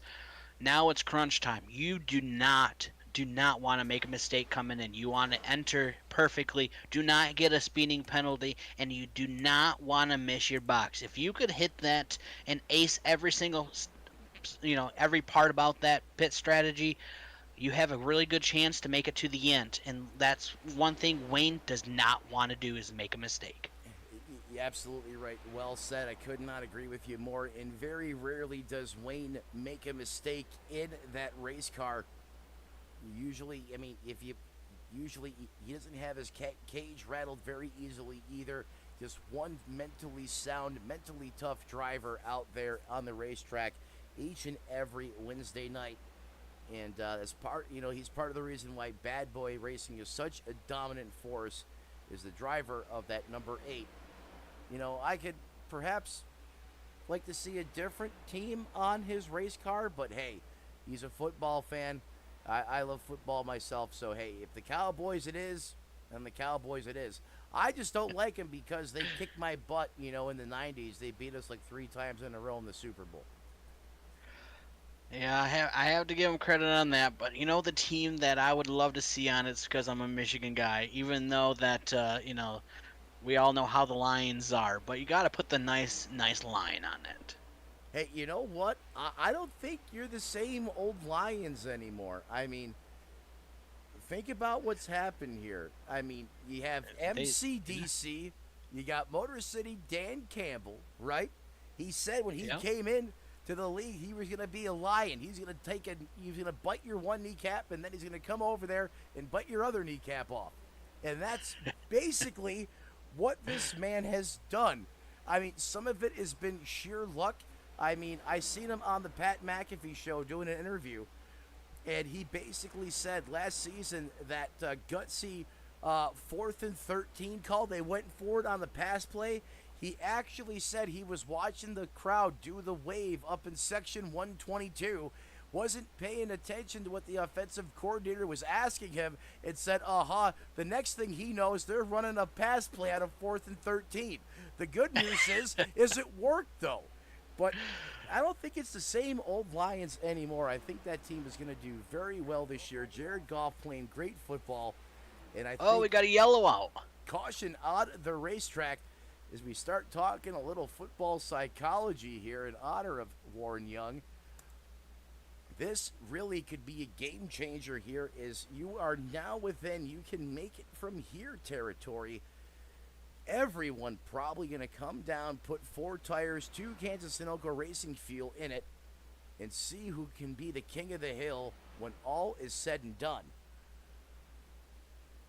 Yeah, this could be the ultimate question, though. Do the drivers that just came down pit road a little bit ago have another set of tires to be able to make it to the end, or are they going to have to use their used ones? I'm not sure how many they started with, but do they have enough?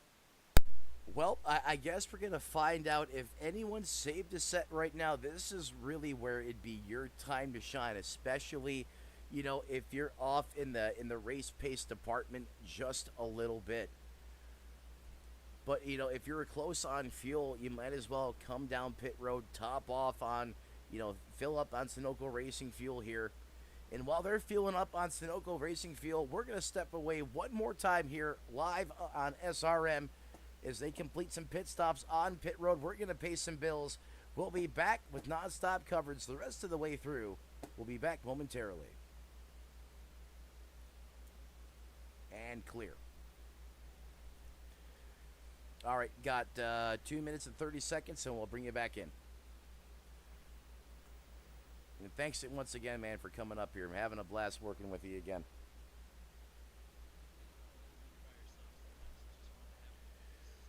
Especially when it's you, and I really mean that. That was last week. That was awesome, and I'm having just as much fun this week working with you. It's been a blast. I can't tell you. It's nice to have somebody we work. We know how to fill in each other's gaps. Bingo. Yeah, Barry's pretty good at that too. He helped me out quite a bit tonight on the off season. Kind of just did some random broadcasting here and there.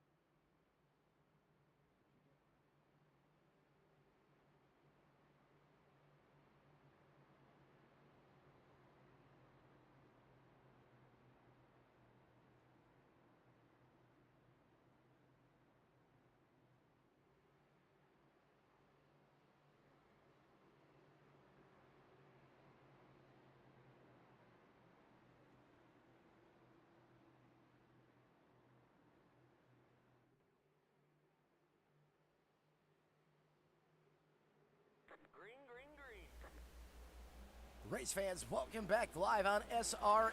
We are back, green flag in the air, what should be the final stint of this 200-lap playoff event here at Kansas Motor Speedway. I'm Mr. Excitement Matt up in the booth alongside me from last week, joining me once again, Brandon. It has been one heck of a race. Everything you would want in a playoff format, playoff conditions out there on this racetrack, as Kyle Holden continues to lead here in that number 59 Toyota, with Wayne Bowen hot on his heels in second. It's been definitely a great race so far. A couple drivers. We got Warren Young up in third, Aaron Matthews in fourth. I want to keep an eye on, we saw very fast driver Wayne holding on to the lead there for a while, but I believe we're going to see him make some moves. I think he's got a good long run car, so I think we'll see him in just a little bit. But while we're watching that, Warren Young having a great second place spot right now. Can he be able to catch up on Kyle with those fresher tires and make something happen? Yeah, that's what I think everyone's asking right now. Can he use those fresh Goodyears and get up there and challenge for this lead? Certainly the farthest Warren's been up through the field thus far. And, once you get up there in second place, you can almost taste the lead, and that will make these drivers sometimes find an extra gear, and that's probably exactly what Warren Young's doing, is he's salivating all over the back of the 59 like it's a prime T-bone steak. Ooh, now you're making me hungry up here, buddy. Yeah, definitely. And then we got Aaron Matthews. We've seen him up front, quite a bit tonight, and he's just holding on to third at this moment in time, watching his teammate just try to make some moves. You can see some kind of looking inside, looking outside there for a quick moment in that number 8. Right now, my opinion, if I was that number 8 machine, is just try to get Kyle a little bit nervous. Get on his back bumper and just don't fight too hard, because you want to save, but you also try to make him make a mistake, and you can actually capitalize on that mistake and get around. Yeah, talking about stalking your prey, and that's exactly what I think Warren Young is trying to do right now. Get inside the helmet of the driver of that 59. Get him driving out the rearview mirror. Make him miss the entrance to the corner. Perhaps miss the center, something to get him off of his A game. And I couldn't agree with you more. And don't look now. Here comes Aaron Matthews back into the picture as well. And yes, you guessed it, his kryptonite, Nick King, right there with him once again. We need to give these two an award of the most magnet type of situation of not sharing some chocolate going on out there tonight. Oh. It's the battle of Keebler Elves and the Oreos. Oh, I love it. Oh, we're so gonna get talked to about our chocolate jokes tonight.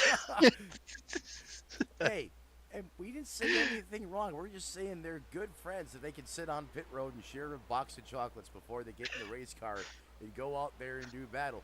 I mean, it's the same thing you seen Earnhardt Sr. and Darrell Waltrip do back in the day. There's just no one ever talked about it. And exactly, but something that we talked about a little bit ago, that he comes out of nowhere. You could be like 10 laps down or whatever, and he'll be up there up front. Look who is up front right now, side by side with that number 4 machine, at number 77. Yeah, that's 77, Kenny Capola. Unfortunately, Kenny not on the lead lap. He is actually mired a couple laps down in that 23rd position. But just goes to show you, just because he's not on the lead lap, he is not afraid to go up and mix it with the big dogs at the front of this piece. Some might say he may have some unfinished business before the checkered flag flies.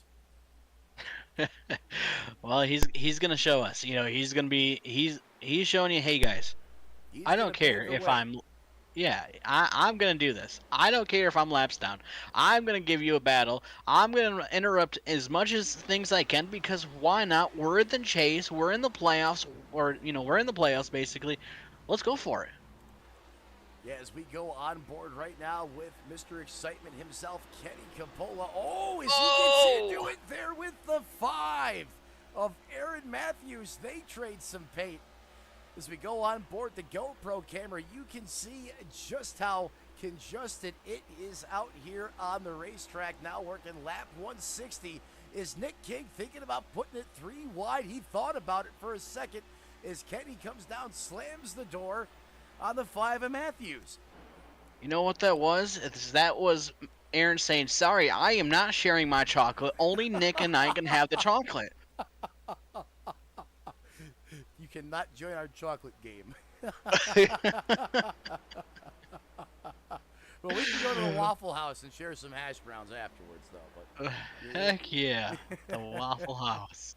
I wish there was one of a Waffle House in Michigan, but Ohio is the closest one. Ohio's the closest one. See, I didn't know anything about the Waffle House being from Buffalo, New York originally. I didn't find out about that until I got, to the southern, to the south here in Florida. And man, do they love their Waffle House down here. That is for certain.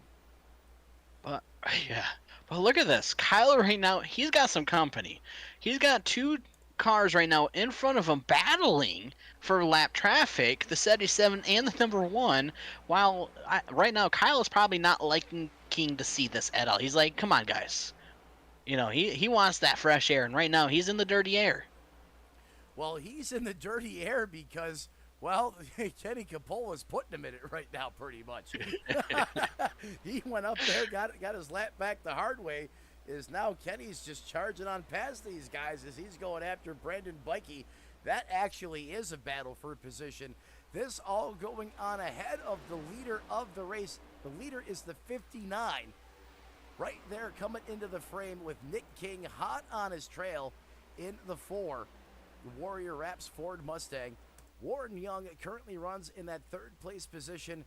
Aaron Matthews, well, now a change for position there. Now Aaron Matthews gets that 3rd place position. He comes by Warren Young on the top shelf, and it's a drag race for the lead. Side by side, door to door once again. And Nick King, while he was making that pass, gave a little bit of a love tap to that back bumper of the 59 to make that pass. It was a beautiful, just a little technique he did there, and he was able to hold on to it.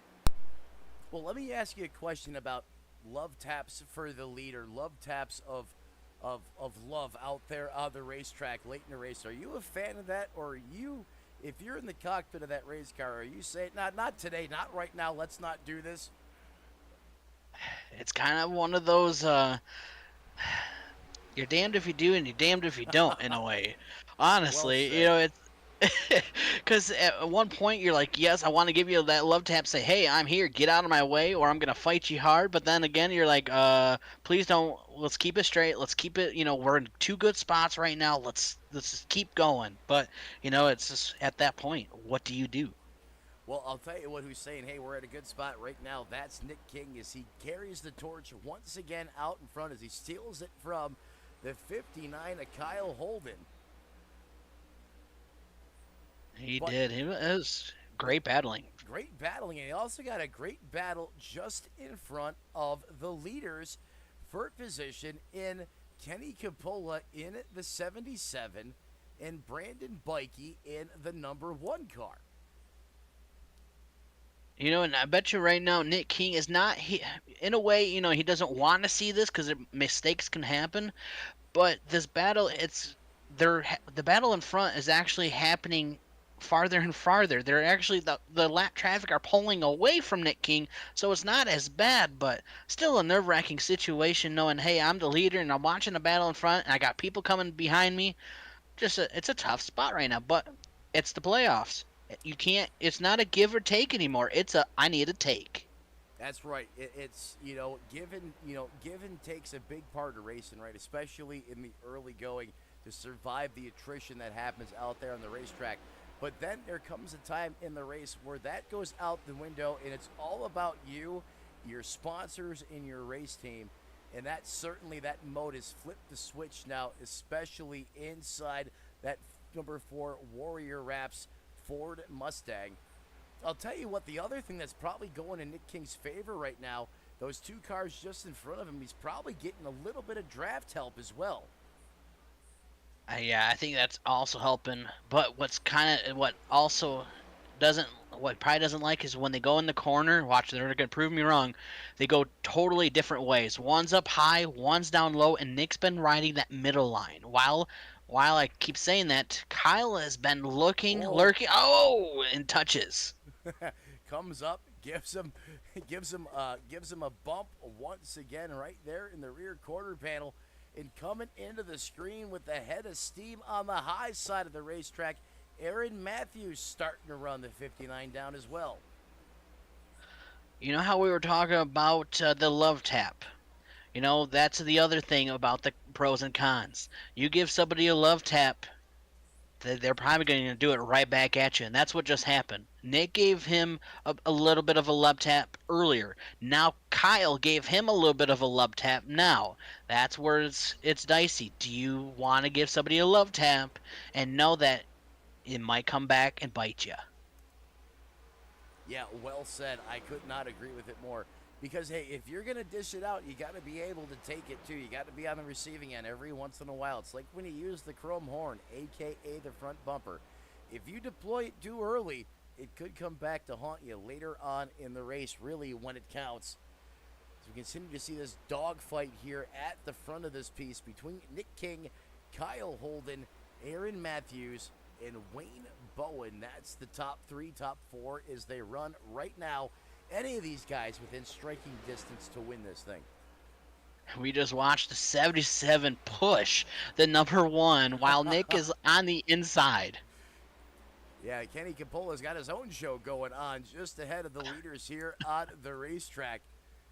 He said, "Well, hey, if I'm not going to win this race, I'm gonna create some havoc, some mayhem, some highlight moments of my own out here."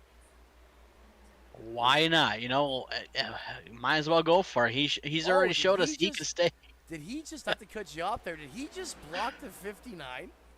I don't know if he got a wiggle or if that was a block, but man, that was interesting. That was, and I'm not so sure the 59's very happy with Kenny Capola right now after that little juke move right there.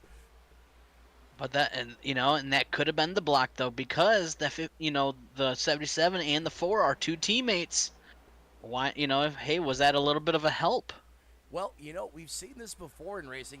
Probably the most famous and publicized one is unfortunately when Dale Earnhardt lost his life when he had two of his team cars out in front, and Michael Waltrip and Dale Earnhardt Jr., Senior was, blocking, trying to protect his two race cars. Perhaps you're right. Maybe that was, Kenny Capola out there playing maybe a little Mother Goose situation.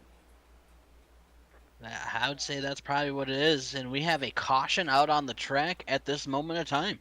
Caution back out on the racetrack with just 26 laps to go. Let's see if we can find this one for you here on the SRM Instant Replay. Again, nothing here. Timing and scoring picking up any major incidences on the racetrack here, but I can promise you this, that yellow flag is now out on the racetrack. This is going to re-rack everyone, restack them again for about a 22 lap dash here to the finish.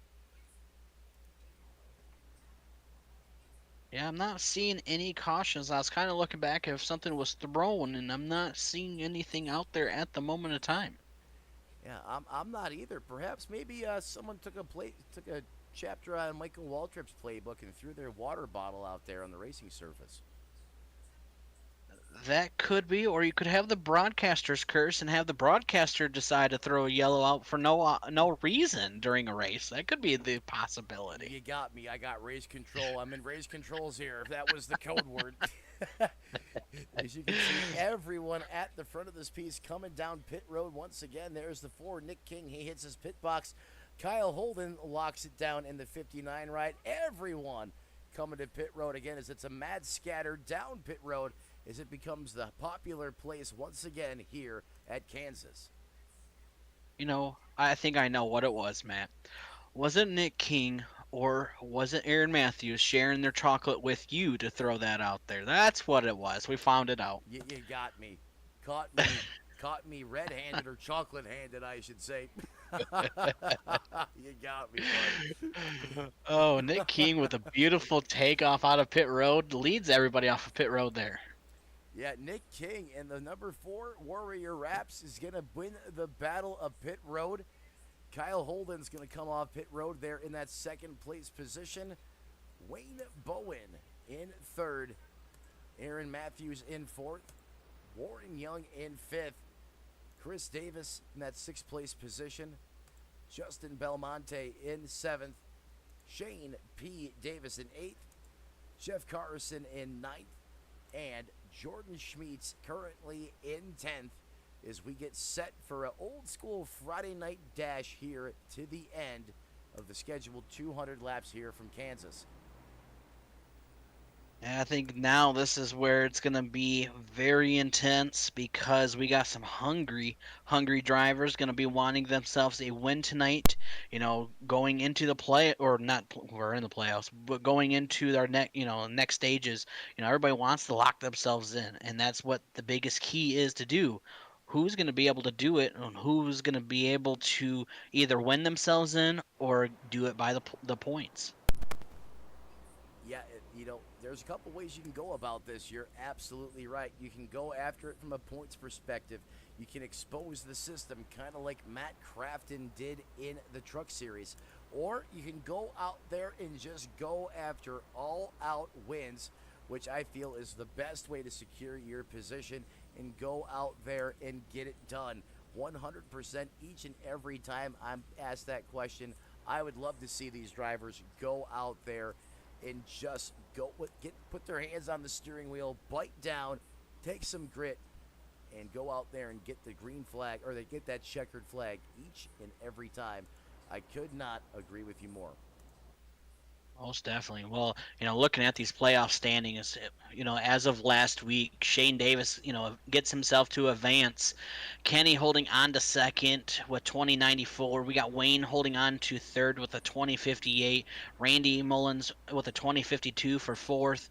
And Chris Davis rounding your top five for 2050. But when we go all the way down to 12th and 13th place for our cutoff line, John Binder with a 2032 holding on to 12th.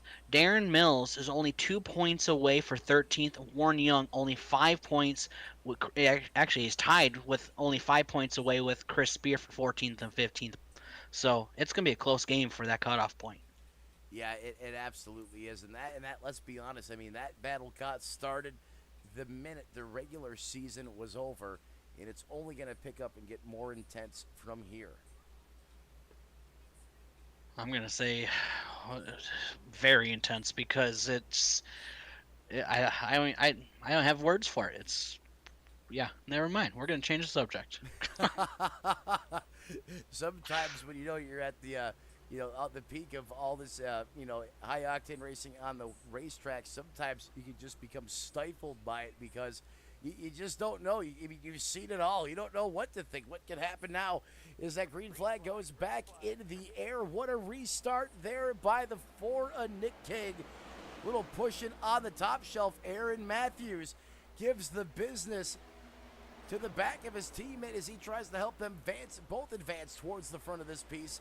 There he is currently up to that third place position. He's got Kyle Holden on to the outside as Matthews is going to try to take that spot coming down into the turns 3 and 4 complex. And that 78 Wayne Bowen gets around Nick King there, takes over the lead. While that's happening, the silent but deadly is going to happen. Where's Barry at? Silent but deadly, holding on to 11th place back here, having a great night, side by side, watching. Look at that 3-wide battle in front of him. Yeah, 3-wide battle just in front of Barry Sanders, Jordan Schmeets there, Shane P. Davis. I mean, look at Schmeets working, going up against Jeff Carson there in the 9.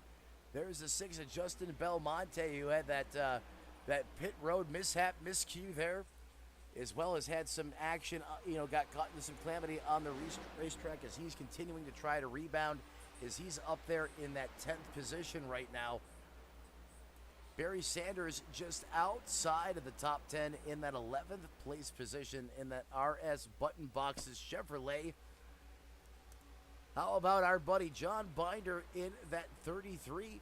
Sundrop Chevrolet. He's having a great run, up 19 spots from where he started, Brandon, in that 12th place position.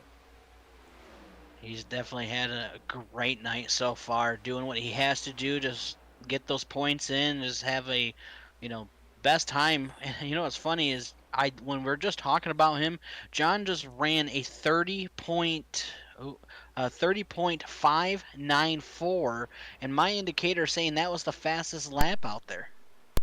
You are absolutely right. See, you start talking about these guys in the broadcast booth, and it just dials up their motivation. That is the fastest lap of the race. He rocketed around this place at a 30.54 second lap time. That is absolutely getting good in your Kansas neighborhood for John Binder. That just goes to show you the talent is deep in this series. You just don't have the speed at the front. You can have it to the top 5, the top 15, or even towards the back of the pack. Everyone is just that good in the Moonshiners Cup Series. That is for sure. That's a fact, Jack. Just like on Duck Dynasty. We just don't want the boom. Well, not right now. Oh, no. A great battling going on, but right now I bet you the drivers that are kind of worried, Nick King and Chris Davis, and look at Shane Davis, both brothers for 3rd and 4th, knowing that 78, he's your leader. He's got that fresh air. Yeah. You might be in trouble. You need to do something. Yeah, here comes Shane Davis. I mean, he is the Lone Ranger right now. He is in the Kyle Larson line, plastered up against the fence, and he is coming quick, fast, in a hurry. He's like Krampus out there trying to steal Christmas from all the kids. Is oh my God, some of these drivers may have wrote him off, but Shane didn't write himself off, and he is surging right now. He is now on the back of Nick King as he looks to strike going to the corner as Davis turns it down to the bottom. Nick King throws the side draft. That's going to stall him out a little bit. Who does the 29 of Chris Davis go with? You would think he would go with his brother, but just like that, here comes Aaron Matthews into the show. They're still side to side leaning on each other. And they are, when you say leaning, they are literally leaning on each other. I don't think they're grinding there for a quick moment. You know, these two are giving us a show because they are not wanting to give up the second spot. They are not wanting to give up the second spot here as we go on board with Nick King, watching the slider that just got served up to him by Shane P. Davis there. And look at this. There is a bottleneck behind the 4 now from all that side-by-side hard side draft, and that stalled those 2 cars down and has allowed everyone to catch up and coagulate behind the back of the 4. And, well, they allowed them to catch up, but they also let somebody pull away there for a moment. But with that being said, though, Shane is closing it in. Looking at these lap times, a 30.7 compared to a 30.9. Shane's a tad a little faster than Wayne. Yeah, Shady Shane on the move once again here late, doing what Shane Davis does best. He's going to strike when it matters the most here, and you've seen it when it was time to go. He hit the afterburner, and Shane P. Davis, Beast Mode Racing, has turned it to Beast Mode in the dial on that race car. And oh, by the way, just hit the fastest lap of the race as he steals that from the 33 of John Binder. 11 laps to go. Brandon, does he have enough time to catch and get around the 78 of Wade Bowen? With 11 laps, anything is possible, but I'm going to say how the movement is going right now with crossing the line here. They're nose to tail, 0.1 second gap, and Shane is closing it in. But we've seen this. Wayne has done this saving games type of deal before where, okay, if you catch up to me, I'm not going to let it burn too bad until it gets closer. And then I'll hit that nitrous button, and I'll be gone. So that is still in the playbook for Wayne. Yeah, it certainly is in the playbook for Wayne. Is now, look at this, Shane P. Davis. He is lurking all over the back bumper of that TRD Toyota Camry. He's going to stick his nose down to the inside, put those left tires on the white line. The 78 of Bowen comes down to throws the dirty air block. He's going to have to re-rack, restack, regroup for the 3 and 4 complex as these two right now are putting on a clinic. But the one thing about that 78 machine, though, from the past, what we talked about earlier today. Oh, Shane gets into the walls. Woo! But it keeps it going. But what we said earlier, though, is you want to try to make that driver make a mistake. But what Wayne is really good at, he does not get intimidated. He hardly makes a mistake because he is focused. He's not looking really in the rearview mirror. What he's focused on is in front of him, and that's what you got to do. You hit the nail on the head, that rear view mirror. If I'm your crew chief, I want you to reach up there, rip it off the windshield, throw it out the window. I don't want you worrying about what's going on behind you. Leave that to your spotter. Leave that to your team. I want you focused, seeing red, raging blood out the front of the race car. I want you set to kill, and you cannot do that if you're driving out the rear view mirror. I could not agree with you more. And he's focused because he pulled away just a tad, a little bit from Shane. Shane was right on that bumper, but now look at that. Aaron Matthews is closing it in on Shane Davis now. We have basically 3 drivers going to be trying to get involved, maybe even more. What will happen with 6 laps to go? Well, did Shane Davis perhaps blow his wad too soon with those good gears, using them up the way he ran down the 78?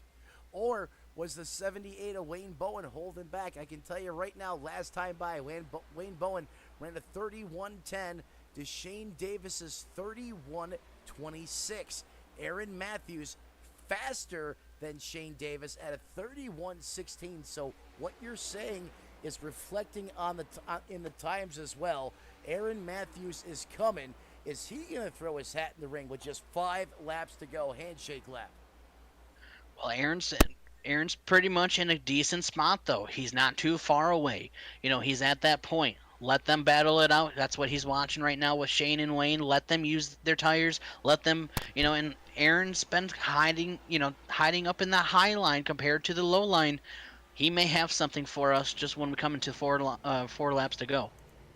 Oh, look at this pass for the lead. Shane P. Davis gets a run. He's going to tear it down to the bottom.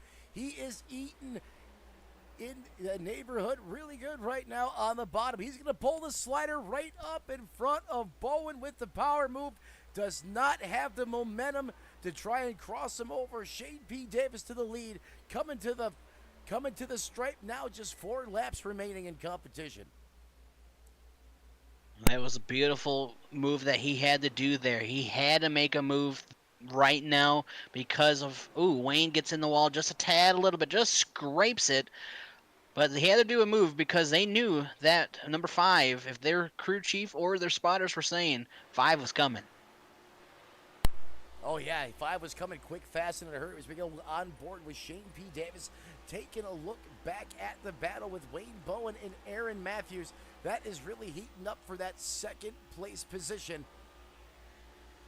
As you can see now, Aaron Matthews starting to stalk his prey, that being the driver of the 78, Wayne Bowen. Is now Matthews going to take it up back to the high side of the racetrack and try to utilize those big runs coming from the top to the bottom we were speaking about earlier at the top of the broadcast.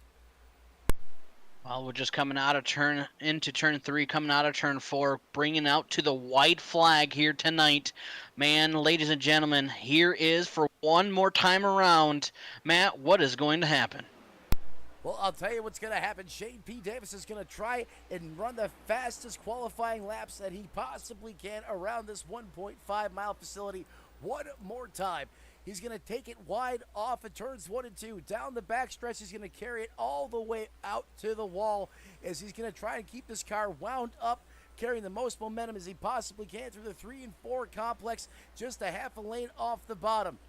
But here in Kansas, it's going to be a playoff win for Shane P. Davis in Bad Boy Racing as he breaks through and gets a big dub in playoff mode here at Kansas. Wayne Bowen comes in second. Aaron Matthews comes home third. Jordan Schmeetz in fourth. And Chris Davis rounds out your top 5. What a drive for Shane P. Davis. And you know what, Brandon? You kind of saw this coming.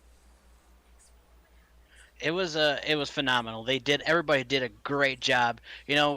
Shane had to do what he had to do, and he did. He hit every nail on the head. He hit his every mark he had to do. He had to basically had that perfect last 5 laps, and he did, and that was phenomenal. But like you said, congratulations to all these drivers out here tonight. They did a phenomenal job. Especially how this track is. Things can happen. Mistakes can happen. You're going 3 different lines. Going into a corner, it gets tight. But little mistakes happen. A couple people got involved in it. Unfortunate night for a couple of them, but overall, this was a very fun, fantastic race. Yeah, it certainly was. As you watch Shane burn the house down, getting the rest of the good out of those good years. I know Shane's in Bad Boy Racing. They're not Bad Boy Racing, in Beast Mode Performance. But I am not seeing him. There he is. Let's go ahead and drag him into the broadcast booth with us. Oh, come on, Shane. Shane While he's doing it, while he's doing the burnouts. he's enjoying his time doing these burnouts because he is definitely burning it out here for the fans. You can see all the fans on their feet enjoying this beautiful burnout. If I'm not mistaken, this is the second win of the past 2 weeks. If I'm not mistaken, I think he won last week too. He's doing what he has to do for the playoffs, and that's what brings your momentum every single week to keep moving forward. Yeah, I am looking for Shane, and I am just not seeing him in beast mode performance right now. I'm not sure where exactly he is. If maybe he's just be a little overexcited right now. But he's in our interview waiting there. There he we is. go. There's my man. Let's grab and pull him up here. And your winner from Kansas, Shane P. Davis. Matt and Brandon up in the booth. You got us, bud. Can you hear me? Shane, you got us, sir. Yeah, can you hear me? Now I can, loud and clear. Man, you had us fooled on that when we seen you kind of fall back there at the end, and you go ahead, you save the good in that race car, and you put on a charge. You run down the leader, and you take it from him when it counts. Congratulations on a very big statement win here at Kansas. Appreciate it, guys. Yeah, we did a nice little 1-2 finish there. I tried to save my tires most of the race, and at the beginning of the race, I just kept getting run over, and ended up getting an EOL there, middle of the race, and went back to last. And fortunately, we were able to work our way through the field and come out with the win. Yeah, you certainly were, but I mean, it wasn't easy. It seemed like at times you got mired back in traffic a little bit. Was that by design? Was that strategy? Or was your car just off a little bit halfway through that race? No, it was by strategy. I knew Kansas like the back of my hand, and I knew if we got a green flag run that if I would just sit back and I ran 2/10 slower first 20 laps on these guys, you absolutely eat them alive on the long run. And as we were coming through about to the green flag pit stops, I'd made it up to third there, and Wayne was about 2 seconds ahead of me, and I was hoping to make it within about a second of him in order to before green flag pit stops happened. But yeah, it was mainly by design, just trying to save some tire. And you did certainly a great job of that. Brandon, do you have anything for the race winner? I just gotta say, bud, congratulations. You did what you had to do. You hit every mark on the head. You gave us a great show, giving your momentum every week, to help you move on into the playoffs. Congratulations, bud. It was impressive. Only question I have was, when you made that pass with your teammate there, you had Aaron Matthews. He was coming. He was putting a little bit of faster times down than both of you, and with you making that pass was able to get you going. Were you keeping an eye in that rearview mirror knowing that you had Aaron Matthews in this picture? Yeah, I actually didn't know if I was going to be able to get around Wayne, so I kind of rode for a couple laps and tried to cool down my right rear there, and I went up top a few times just to disturb the air on Aaron. He's definitely fast, and was doing a good job on that high side. Short run, that car was incredibly fast by him, but I knew that if I could get up off a 3, that I might have a shot getting up under Wayne. I just felt like I was a little bit looser than he was coming off, and was able to get it done. You definitely did it, Gun. Oh, man, I messed up my words there. But real quick, I know I'm probably gonna take this over for Matt here, but Shane, for You're taking good, this brother. win tonight, who do you want to give a big shout out to here tonight? I got to give a big shout out to Beast Mode Performance. We did really good as a team, just helping each other out, finding these sets, which one's the best, do a lot of testing and figuring out. I got to help or thank Kenny Coppola, Brandon, Chris, Jordan, Wayne, all our teammates had a solid finish. Carson had a good finish tonight. I got to thank my wife, my cousin's watching on online tonight, and got to thank you guys for putting on a good broadcast. Most definitely, I appreciate it, Shane. Well, I hope you have a great night. Congratulations once again. I'm gonna throw it back over to Matt here tonight. All Hey, right, appreciate it, guys. congratulations once again, Shane. Thank you, Brandon. We still got a couple more drivers to talk to. Obviously, you heard from the winner. That was a massive, big time breakthrough victory for Shane in Beast Mode Performance. Trying to dial up now your second place finisher here in Wayne Bowen. And Brandon, I don't know if it's me, but I am not seeing him in the Discord. Could you possibly help me out with a second set of eyes here and let me know if you see him hiding somewhere in here on us? You know, I've always said that he's always been a ninja. He always comes out of nowhere. And right now, he is not coming out of nowhere. He is being the ninja, and he is hiding on me too. All right, so perhaps he just wants to celebrate this second place finish with his team here this evening, and that's perfectly fine, rightfully so, and why not celebrate it with the ones that are closest to you? So that's going to bring us to Bad Boy Racing. Bad Boy, that's going to be the Chevrolet Camaro gang led by Barry Sanders himself. See if we can go ahead and we can find here the driver of the 5 ride. This Aaron guy that Matthews. hates, this guy hates he hated interviews, and now we get to mess with him and have an interview with him. This is gonna be a fun.